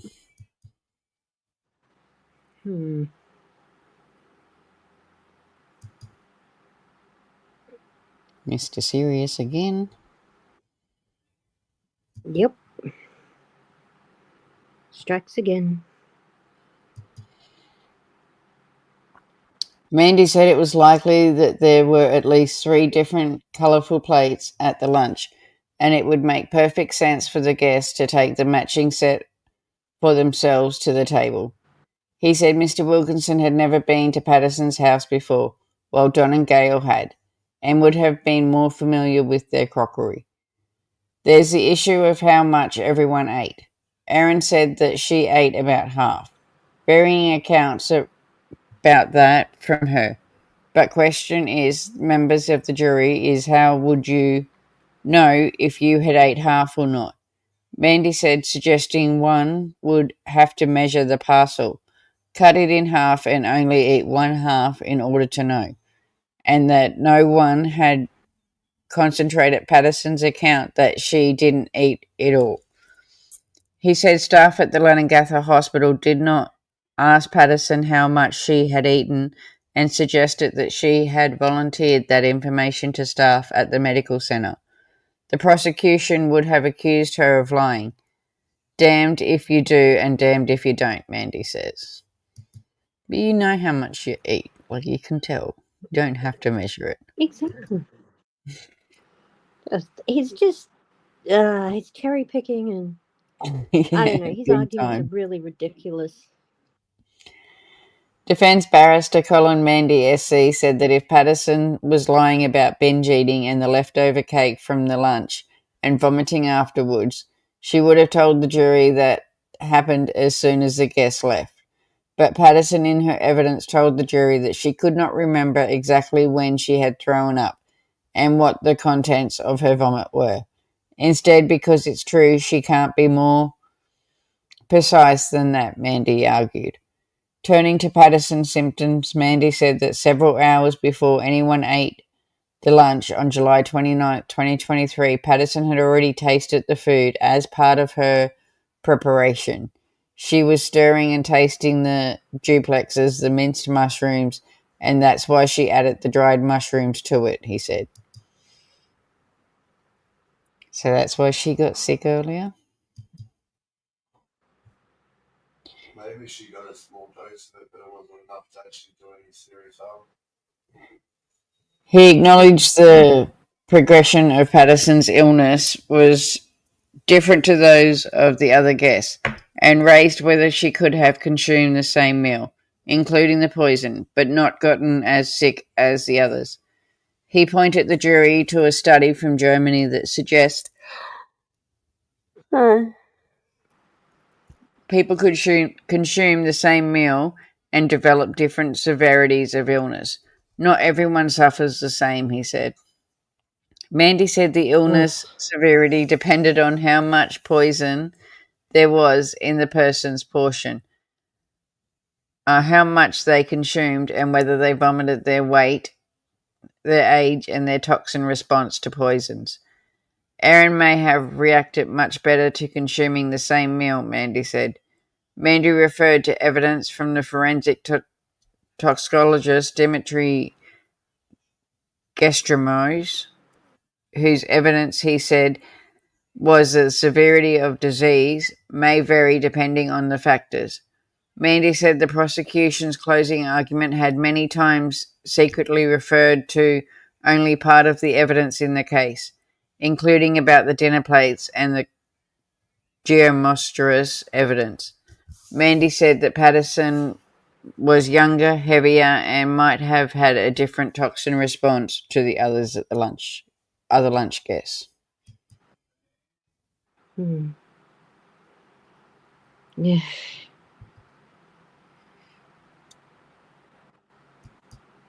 So, Mr. Serious again. Mm-hmm. Does he ever not look serious? I don't think I've ever seen him actually smile. Defence barrister Colin Mandy SC has now moved on to the kinds of mushrooms contained in the meal. Erin Patterson says to you that in the duplexes there were 3 different kinds of mushrooms, some from the Asian grocer, some foraged, and some button, he said.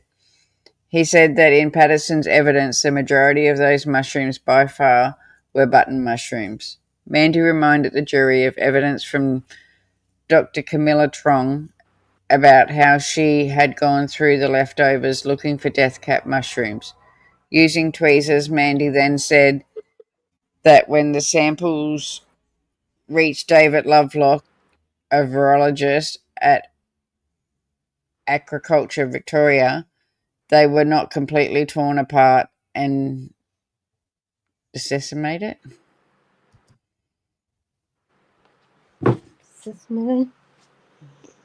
Decimated?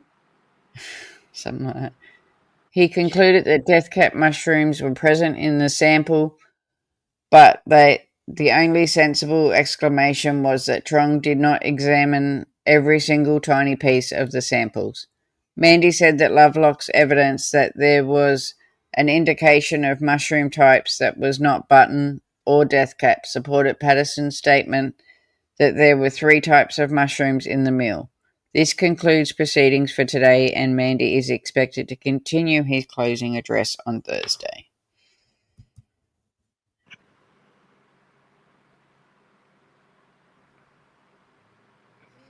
So Mr. Serious again. Mr. Serious. So Thursday was his last. He actually closes his on Thursday, and then they had Friday, Monday off. Because, that was a lot of work for the week. Yeah. And then, so... I still can't believe the juries. Yeah, so Thursday, this is the last day of the closing. And then Friday, Monday they had off. And then Tuesday, Wednesday, Thursday, Friday has been the judge giving down his... But as I said, it's just him going over every bit of evidence again, what we've gone over. And, yeah. So Thursday, the 19th of June, 2025, what was day 35? Did I have that? I must have had that date wrong. I think I've got the actual date wrong. Justin Beale will try and compress his judge to jury. So the Supreme Court Justin Christopher Beale commenced today's proceedings by telling the jury that he won't be starting his final directions to them until Tuesday, a day later, than he initially anticipated. Mr. Mandy will complete his closing address today, and then there are legal matters to attend to, and I will be sending you home then, he said. Think of it as a second Easter, Beale said. They would then get stuck into it on Tuesday. My charge will take at least 2 days, he continued. I'm working hard to try and compress it. One of the jurors replied, I can imagine. The laughter ripped through the jury, and Beale said it was important to do things right, every step of the way. So his 2 days and compressing it has turned into 5 days.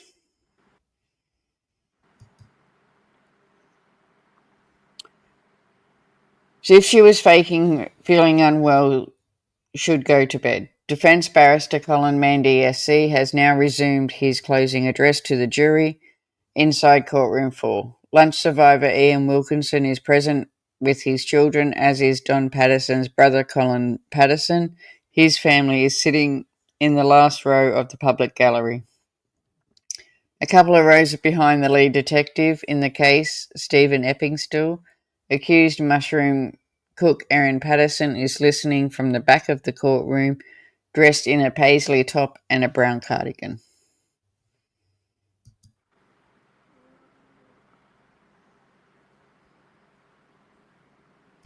Mr. Serious?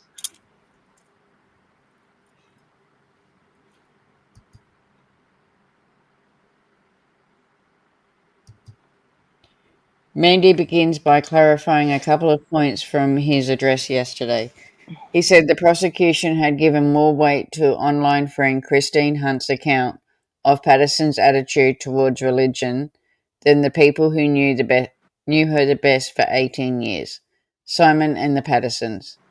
Erin Patterson was not an atheist, Mandy said. He also clarified that Patterson did not say in her evidence that she actually tasted the duplexes after adding the dried mushrooms to it, but it was entirely logical to infer that she would have done so as part of her preparation for the lunch on Saturday, July 29th, 2023. Mr. Mandy then turned to the morning after the fatal meal, when Patterson said that she experienced diarrhea after it had aborted a bit overnight. Mandy said that there was consistent with not much poison being in her system. He said it was difficult to be precise about the onset of the symptoms when there was a slow build-up. Mandy then took to the jury to the prosecution's closing address, in which Dr. Lynette Rogers, SC, described Patterson telling her son that she felt sick and had gone to the toilet a couple of times, and the boy telling police his mother seemed normal on Sunday morning.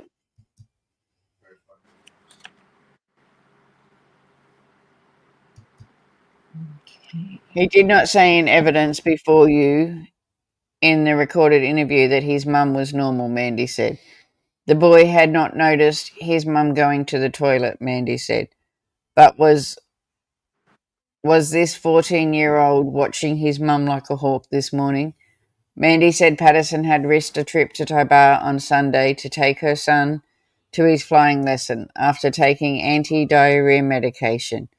Why would she go for this journey to Tobar if she was faking feeling unwell? Should go to bed, Mandy said.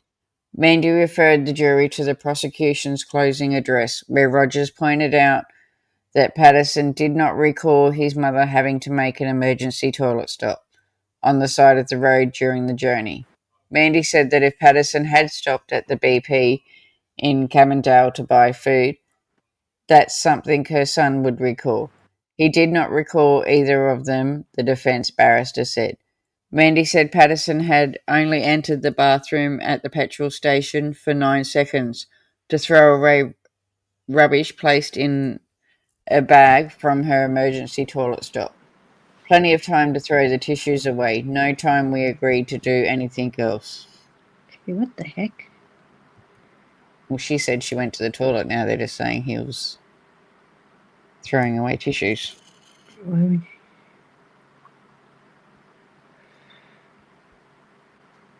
Leon Gathel.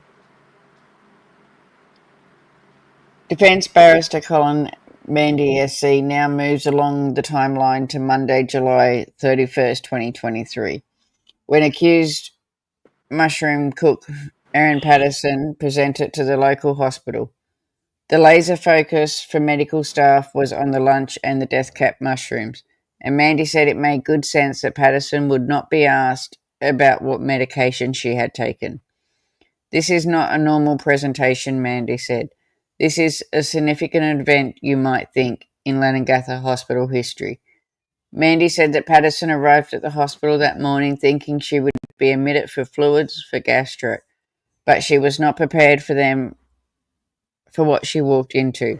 An extremely intense 5-minute interaction where she was told that she would be admitted and transferred to a different hospital in Melbourne.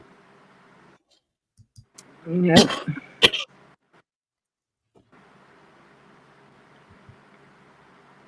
Erin Patterson and Colin.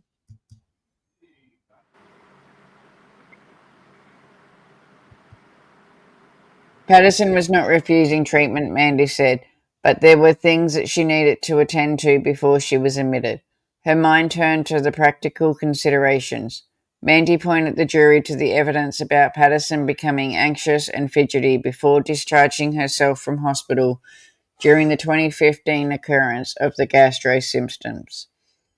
He said evidence from Leongatha Hospital nurse Cindy Moran that Patterson was flustered and told her that she did not want this, as Moran tried to calculate her was consistent with the records from her discharge against medical advice in 2015. But the exact same thing we say to you happened here, the defence barrister said. Mandy said that Patterson did exactly what she was going to do on July 31st, included packing her daughter's bag and her own bag for hospital. He said the prosecution's case was that the behaviour indicated she was lying about her symptoms and that an ill person would say, hook me up, pump me with medication. I'm really, really sick. What?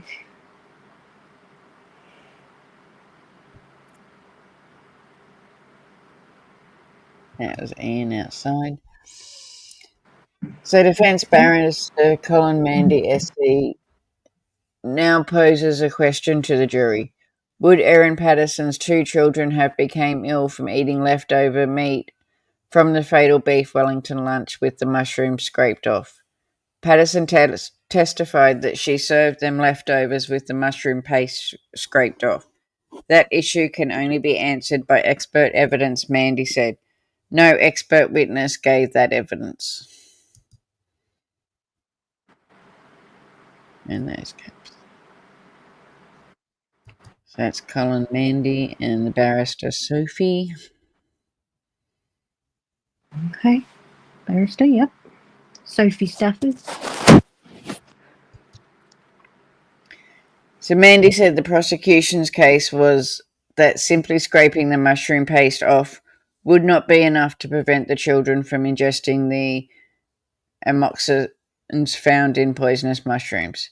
It's a misleading impression of the evidence, Mandy said, adding that other possibilities could not be ruled out, including that the amoxicillins were not absorbed into the meat at all. Mandy said there was no evidence that the tiny amounts of toxins in the test tube would have any effect on anyone. Those virals that were tested with the anethanol samples, some were positive and some were negative. Does that not show that the distribute of the toxins is inconsistent in those samples? Many said that the question could only be resolved by expert evidence, and there wasn't any.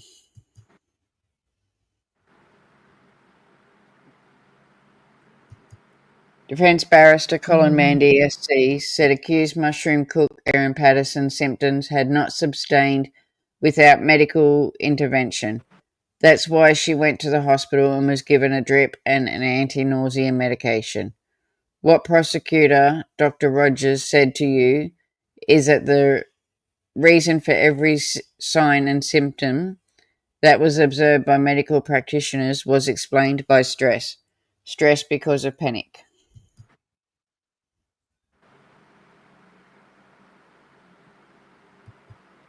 And there the barristers are again.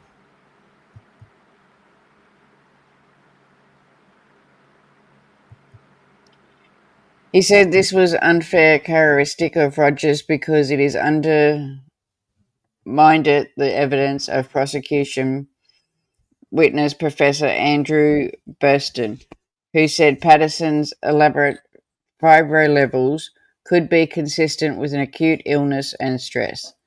The barrister said the ICU experts' evidence was that the stress could include physical stress that arise from the surgery or diarrhea, not simply panic.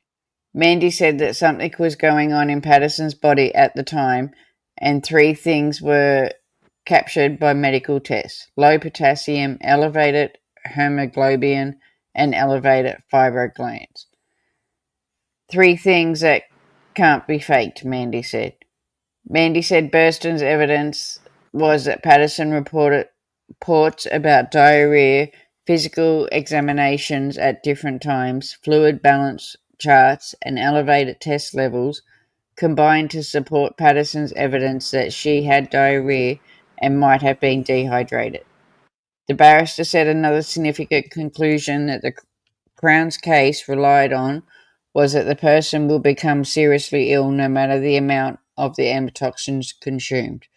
Well, why wasn't anyone asked that question, said Mandy.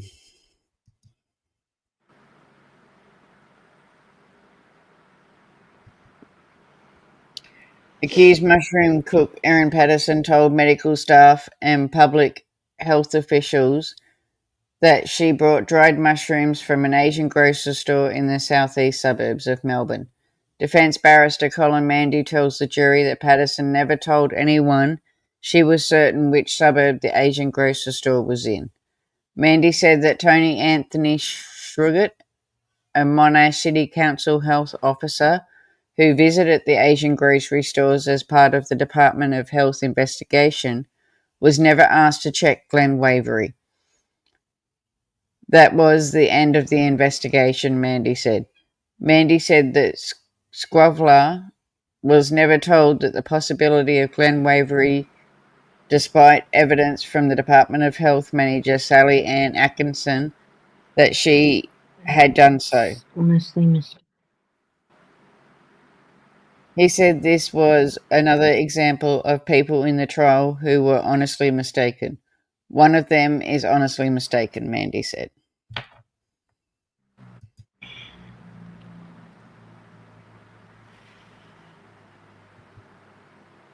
That was the end of the investigation, Mandy said. Mandy said Squavler was never told about the possibility of Glen Waverley, despite evidence from the Department of Health manager Sally Ann Atkinson that she had done so. He said that this was another example of people in the trial that was being honestly mistaken. I just read that bit.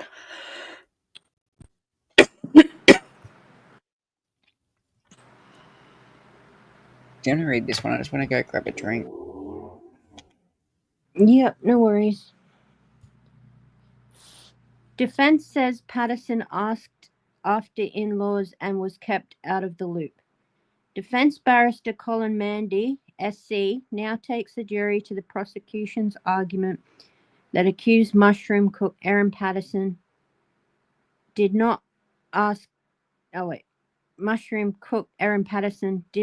about her in-laws' health when she spoke to her estranged husband Simon Patterson on the phone the day after the lunch. He reminded the jury that Erin Patterson testified earlier in the trial that she had discussed them with Simon during the call on Sunday. That's how I found out that they were in the hospital. This was a conversation about them being unwell, she said in the witness box. The implication that the prosecution wants the jury to draw, said Mandy, is that Patterson talked about her own symptoms instead.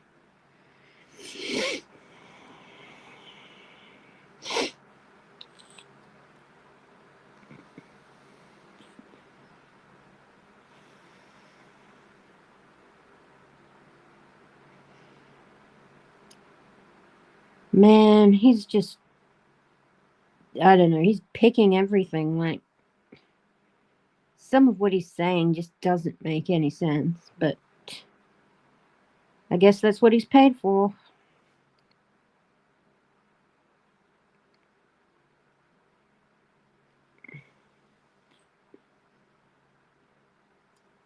Sorry, I'm back. I had to get Spirit told me. He's like, why you're up? No worries. He's on his chair. He can't move because his leg's in plaster. So. Oh. Okay.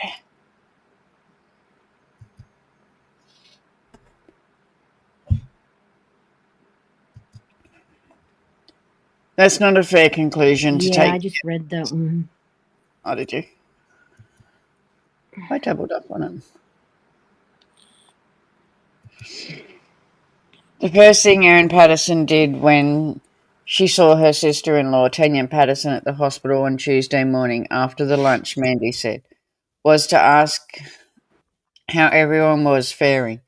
The barrister said that it was clear by Tuesday afternoon that Erin Patterson was not being treated as responsible. Whichever way you look at it, it was her fault, Mandy said. He argued that she was being isolated and kept out of the loop. The lunch guests were all getting the best medical treatment possible, and nothing for Erin Patterson did or said was going to make any difference at all. Mandy said, in fact, from the early hours of Monday, July 31st, 2023, before Patterson arrived at the hospital, the lunch guests were already being treated for death cap mushroom poisoning.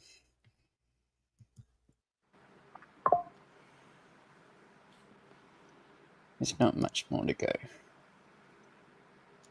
Defence barrister Colin Mandy SC now takes the jury to a series of... Why is that cutting in and out? You're right.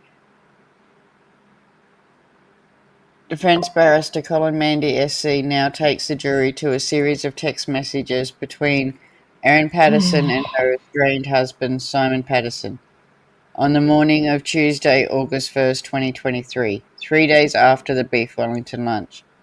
Mandy said that in the text exchange, Erin mentioned her potassium levels and asked Simon if she could bring the children around. She told him her sister-in-law Tanya Patterson was going to visit her. Mandy said that Simon and Erin stopped communicating at that time over the text messages.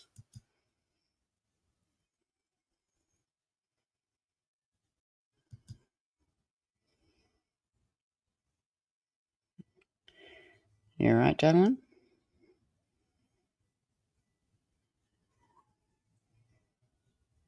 Macjay.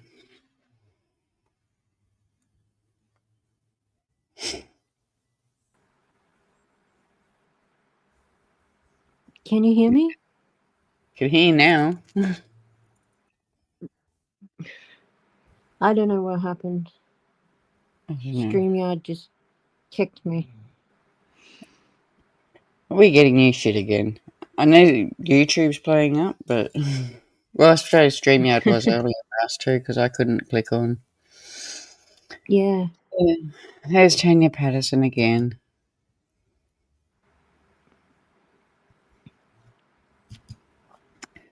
Once a comment is made about the dehydrator, that's when the wheel starts turning that afternoon, Mandy said. Mandy said that at that point, Erin Patterson knew death cap mushrooms were the likely culprit and started suspecting foraged mushrooms. Went into the meal. He said that Patterson's actions after the fatal lunch were motivated by the fact that she knew it was found out. She would be held responsible. Nothing can actually change her intention was at the time of the lunch. Either she had intended or she didn't, Mandy said. You can't change the past because you behaved badly in the future.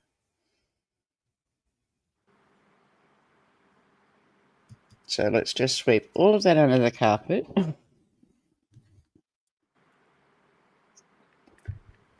Defense barrister Colin Mandy S. Hey? Oh, I was just saying, yes, swept under the carpet. Is that what you said? Yeah. So he wants to sweep everything under the carpet after the dinner, after the lunch. Yeah.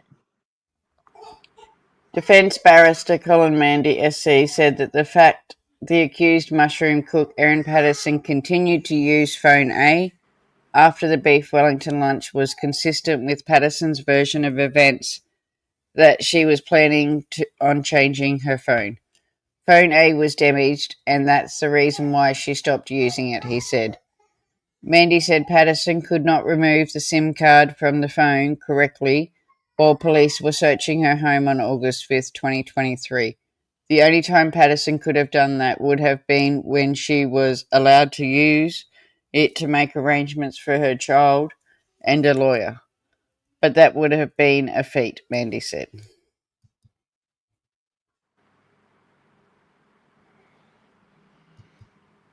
Phone evidence given by the prosecution regarding a missing phone was never found. Phone 1, the Samsung Galaxy called the A23 phone, found in the son's bedroom cupboard during August 5th, 2023 search warrant. Phone 2, the Samsung Galaxy called Phone A, seen with Erin Patterson in footage taken from CCTV footage cameras at the Leongatha Hospital. A pink case never found. Phone 3, a Samsung Galaxy called Phone B, physically handed to the police during a search warrant on August 5th, 2023. It's an orange and red case. Phone 4 was a Nokia smartphone. The SIM card from Phone A was allegedly put into this phone during the house raid on August 5th, 2023 at 1:45 p.m. and used afterwards.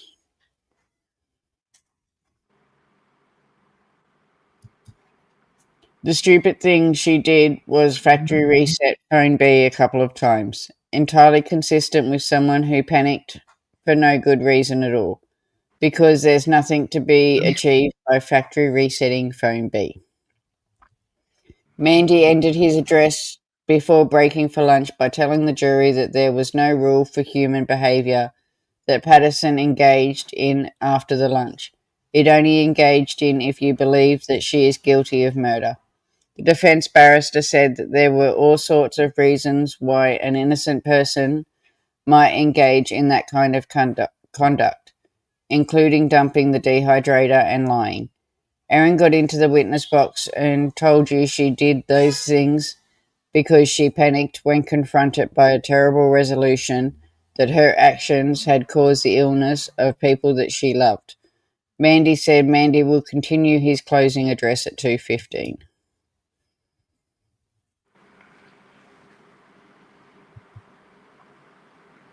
Defence barrister Colin Mandy SC has resumed from closing address.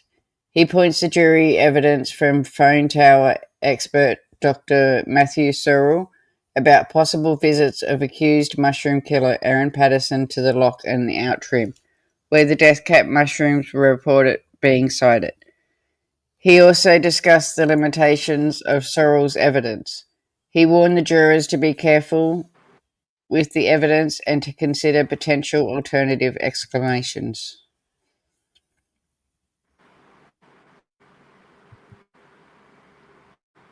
Mr. Mandy again.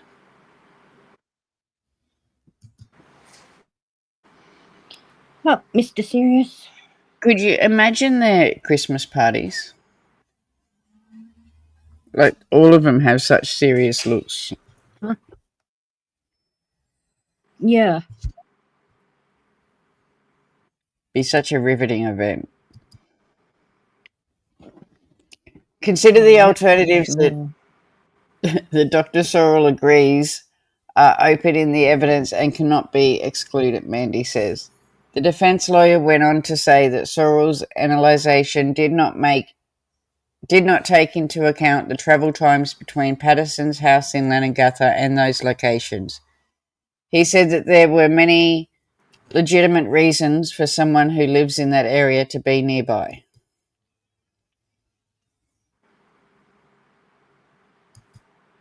Defense barrister Colin Mandy said that the accused mushroom killer Erin Patterson decided to give evidence during the trial even though she did not have to, thereby exposing herself to great scrutiny. She made the decision as an innocent person, as she is right now, and she has been throughout the trial presumed innocent, Mandy said. He pointed out that Patterson answered questions truthfully even if the truth was embarrassing to her.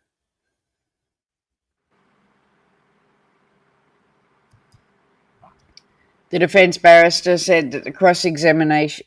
what more could she do? She exposed herself and her account to cross-examination, Mandy said. The defense barrister said cross-examination is designed to test the accounts of witnesses to see if they are accurate and honest. She went through the unscathed, Mandy said, adding that her account remained consistent. He told the jurors that if they think Patterson's evidence is true, they must find her not guilty. If they are not sure but think that it might be true, then they have a reasonable doubt and should still find her not guilty. It's not a question of balancing two things, he said. Mandy said, finally, even if the jury did not believe the critical aspects of Patterson's evidence, it did not mean that they should find her guilty. They should consider whether the prosecution proved its case beyond reasonable doubt. Chick Tracy, how are you, my darling? That's okay. Hi, Chick Tracy.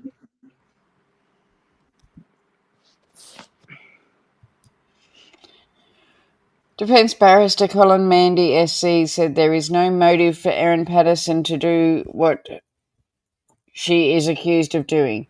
He told the jury there was instead 18 years of anti-motive evidence. Mandy discontinued the prosecution's theory that Patterson had used her cancer lie to get her guests to attend the lunch, arguing that she only disclosed that after she had already eaten the beef Wellington. This proposition of taking secrets to the grave is absurd, he said. He said the evidence often had multiple reasonable interceptions, and argued that the evidence that fits the prosecution's case might also fit an innocent exclamation.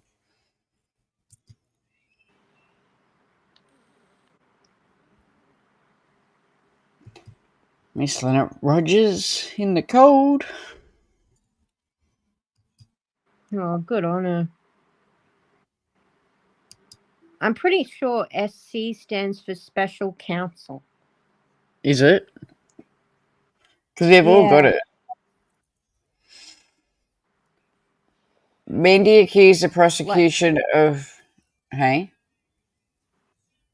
I'm just saying, I'm pretty sure that SC stands for Special Counsel because, like, I've seen it when dealing with legal stuff. So they're like, I guess you could say they're higher up on the food chain of when it comes to lawyers, and that's why they're so expensive, because they're like specialized in whatever cases, like criminal or family or whatever law they specialize in. Yeah, they've all got it on there. She looks like a bag lady. She's a very expensive one. Mandy accused the prosecution of forcing the evidence to fit the theory and ignoring alternative explanations. You can't fill any gaps with speculation. You can only act on the evidence because you're judges, Mandy told the jury. The standard is proof beyond reasonable doubt. Mandy said the prosecution had worked backwards, picking and choosing and relying on misleading impressions and using hindsight to reconstruct events to manufacture a picture of what happened. That's what happened here. They started at the end and worked backwards. Mandy said the prosecution assumed that Patterson was guilty from the start. and picked the pieces to fit their narrative.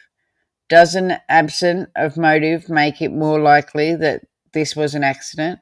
Was it more likely that she wanted to kill everyone or reconnect with everyone for the sake of her children? Mandy asked.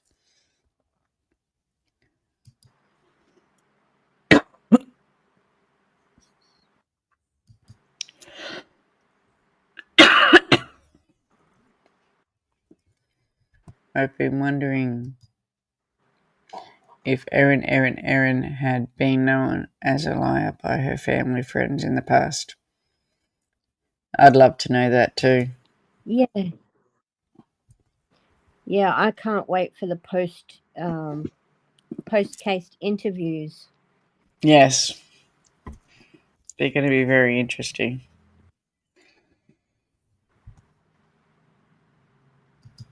But they'll need a break before we get to that. They'll need to rest. They will definitely need to rest. I mean, it's only supposed to go 6 weeks, and we're on week 8? No, we're going in Monday. When they go in Monday, will be the start of week 10. Oh my gosh! Yes, so much. 6-week case. My gosh! Mandy said the jury's starting point was that Patterson was innocent, and it was the prosecution to disprove her account beyond reasonable doubt. If you think there's a possibility this was an accident, a reasonable possibility, you must find her not guilty. And if you think that there's a reasonable possibility that her evidence was true, you must find her not guilty, Mandy said. Thank you very much for your attention, ladies and gentlemen. This concludes the defence's closing statement.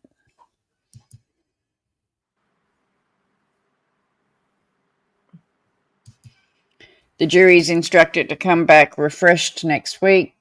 Superior Court Justice Christopher Beale tells the jury to keep an open mind after hearing the closing arguments from the prosecution and the defence in the triple murder case mushroom cook Erin Patterson. It's more important that you have a good weekend, he said. I really want you to come back refreshed on Tuesday, and that's not a threat, Bill continued, causing the jury to laugh. Thank you, Your Honour, one jury replied.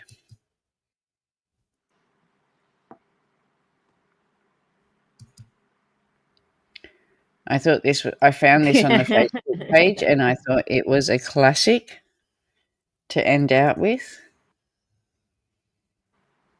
I put the well in definitely. And took everyone.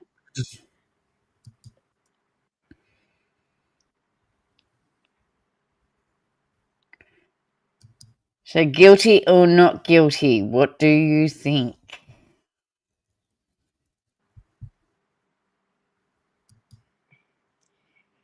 I think, in my opinion, that she is guilty. I still think guilty. I think Colin Mandy has done a great job in defending her, and he's done a great job in his role, but I still feel she's guilty. Miss Sharon thinks she's guilty. So as we stand, as I said, they've been in all week this week. He is coming back Monday. Chick Tracy, liar, pants on fire. Are they white pants, Tracy? He's coming back Monday to finish it, but he's just been going over every single point again. Who gave it, what the evidence was. Hopefully he will finish Monday and the jury will go out and we'll be on jury watch from Monday afternoon. If not, we'll be on jury watch from Tuesday. I will be putting it on our community post as soon as we hit jury watch and as soon as we have a verdict, and then Macjay and I will jump on as soon as we have a verdict. Is there a women's prison there, or will she come up? I don't know where they're going to send her. Because I thought it would have been... Go. I don't think she would be in like the highest security yet. Wouldn't she be like in just general? Because I know we're not like America, or they don't. I think at the moment she's been staying in the watch house overnight and going back to the prisons of a weekend, but I don't know where she's going to be sent at the end. Hope she's not near you, Sharon. You can't look it up, or no, because it won't tell us until she's sentenced where she goes. Oh, okay. Okay. So, I know they're keeping her close to Morwell. Like she goes back to the like the cells in Morwell and just stays there. Okay. I just know because prison is you're somewhat able to find. Yeah. Yeah, we'll find out once she's sentenced where she goes. But as I said, as soon as we know more, we'll jump on. I am going to try and get together as well this week, and me and Macjay are going to do a catch-up live. We've been talking about it. There's quite a few cases that need a little catch-up, so we're going to be working on that. And following the end of this one, there hasn't been any updates in Phoebe's. No, just trying to think. I know we had William's birthday the other day. That was, I lit a candle for William for his birthday. There hasn't been any verified updates. You know, there's been rumors, but there's nothing verified. Yeah. Well, there's lots of rumors going around, but I don't think until they go to court in August, we won't hear much more. Yeah, I agree. It'll be interesting to see where, like, when they actually start the main case, which court it will go to. And whether they will be charged separately or together in the They have held her gun charges off to have both them sit it together. So they're both going to be sitting together now on August. So she'll get charged for Phoebe's and then the guns at the same time. I do know that. Okay. Yeah. There's 2 prisons near you, Miss Sharon. Oh, boy. There's a major prison about 3 hours from me. Yeah, it's one of the big ones. They shove all the women criminals there. Yeah. All right. That was the other one that's been hitting the news lines at the moment. What was his name? I've been posting about it in our Facebook page. The guy that went missing in the middle of the territory, Peter Falconio. Oh yeah, I remember.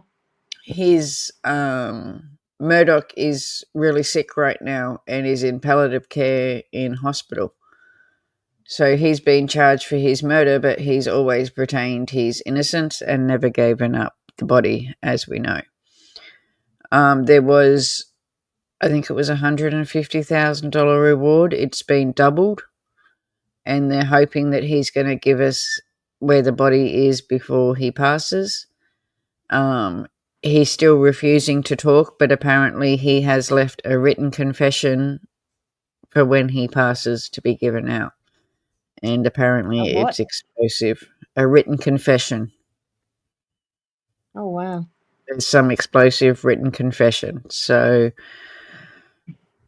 I don't know how long until we get to hear what's on this. There is a person who's been writing a book about him, and she knows what it is, and she said it's explosive. So we wait to hear.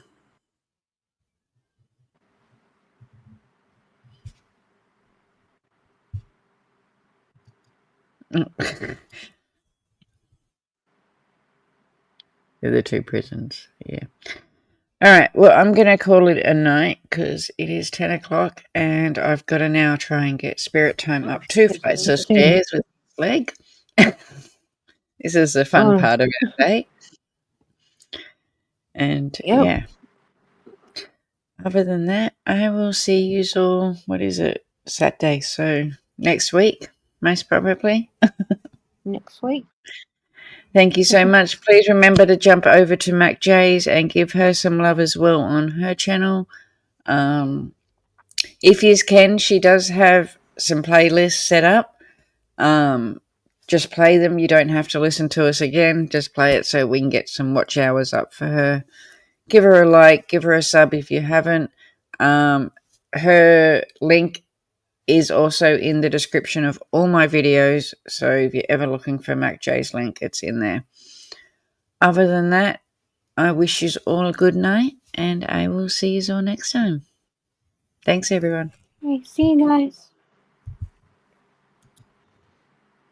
Every true crime on the rise. Investigate the scene, uncover the lies. From Melbourne to Sydney, all the way to Perth. No case too tough, we'll dig into the dirt. We'll crack the code, find the truth, bring justice to the table. No excuse, Australian legends in the game, bringing light to darkness, no shame. Just got a super child, let's celebrate. Raise a glass for all the cases we've solved in the past. With eyes wide open, we'll never rest. Aussie true crime, we're the best.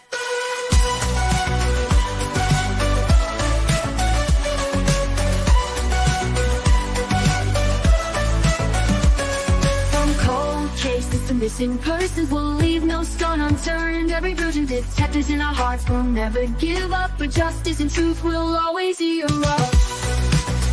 Ooh, thank you so much.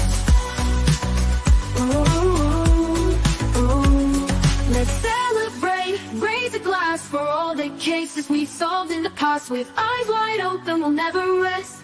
Aussie true crime, we're the best.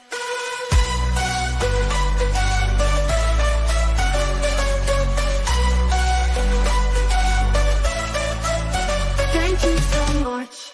Let's celebrate, raise a glass for all the cases we've solved in the past. With eyes wide open, we'll never rest. Aussie true crime, we're the best.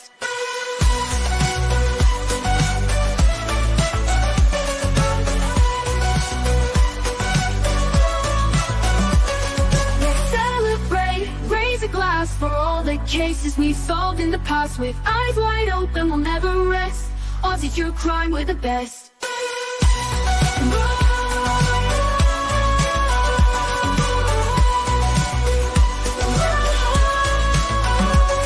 Let's celebrate, raise a glass for all the cases we've solved in the past. With eyes wide open, we'll never rest. Aussie true crime, we're the best. Thank you so much.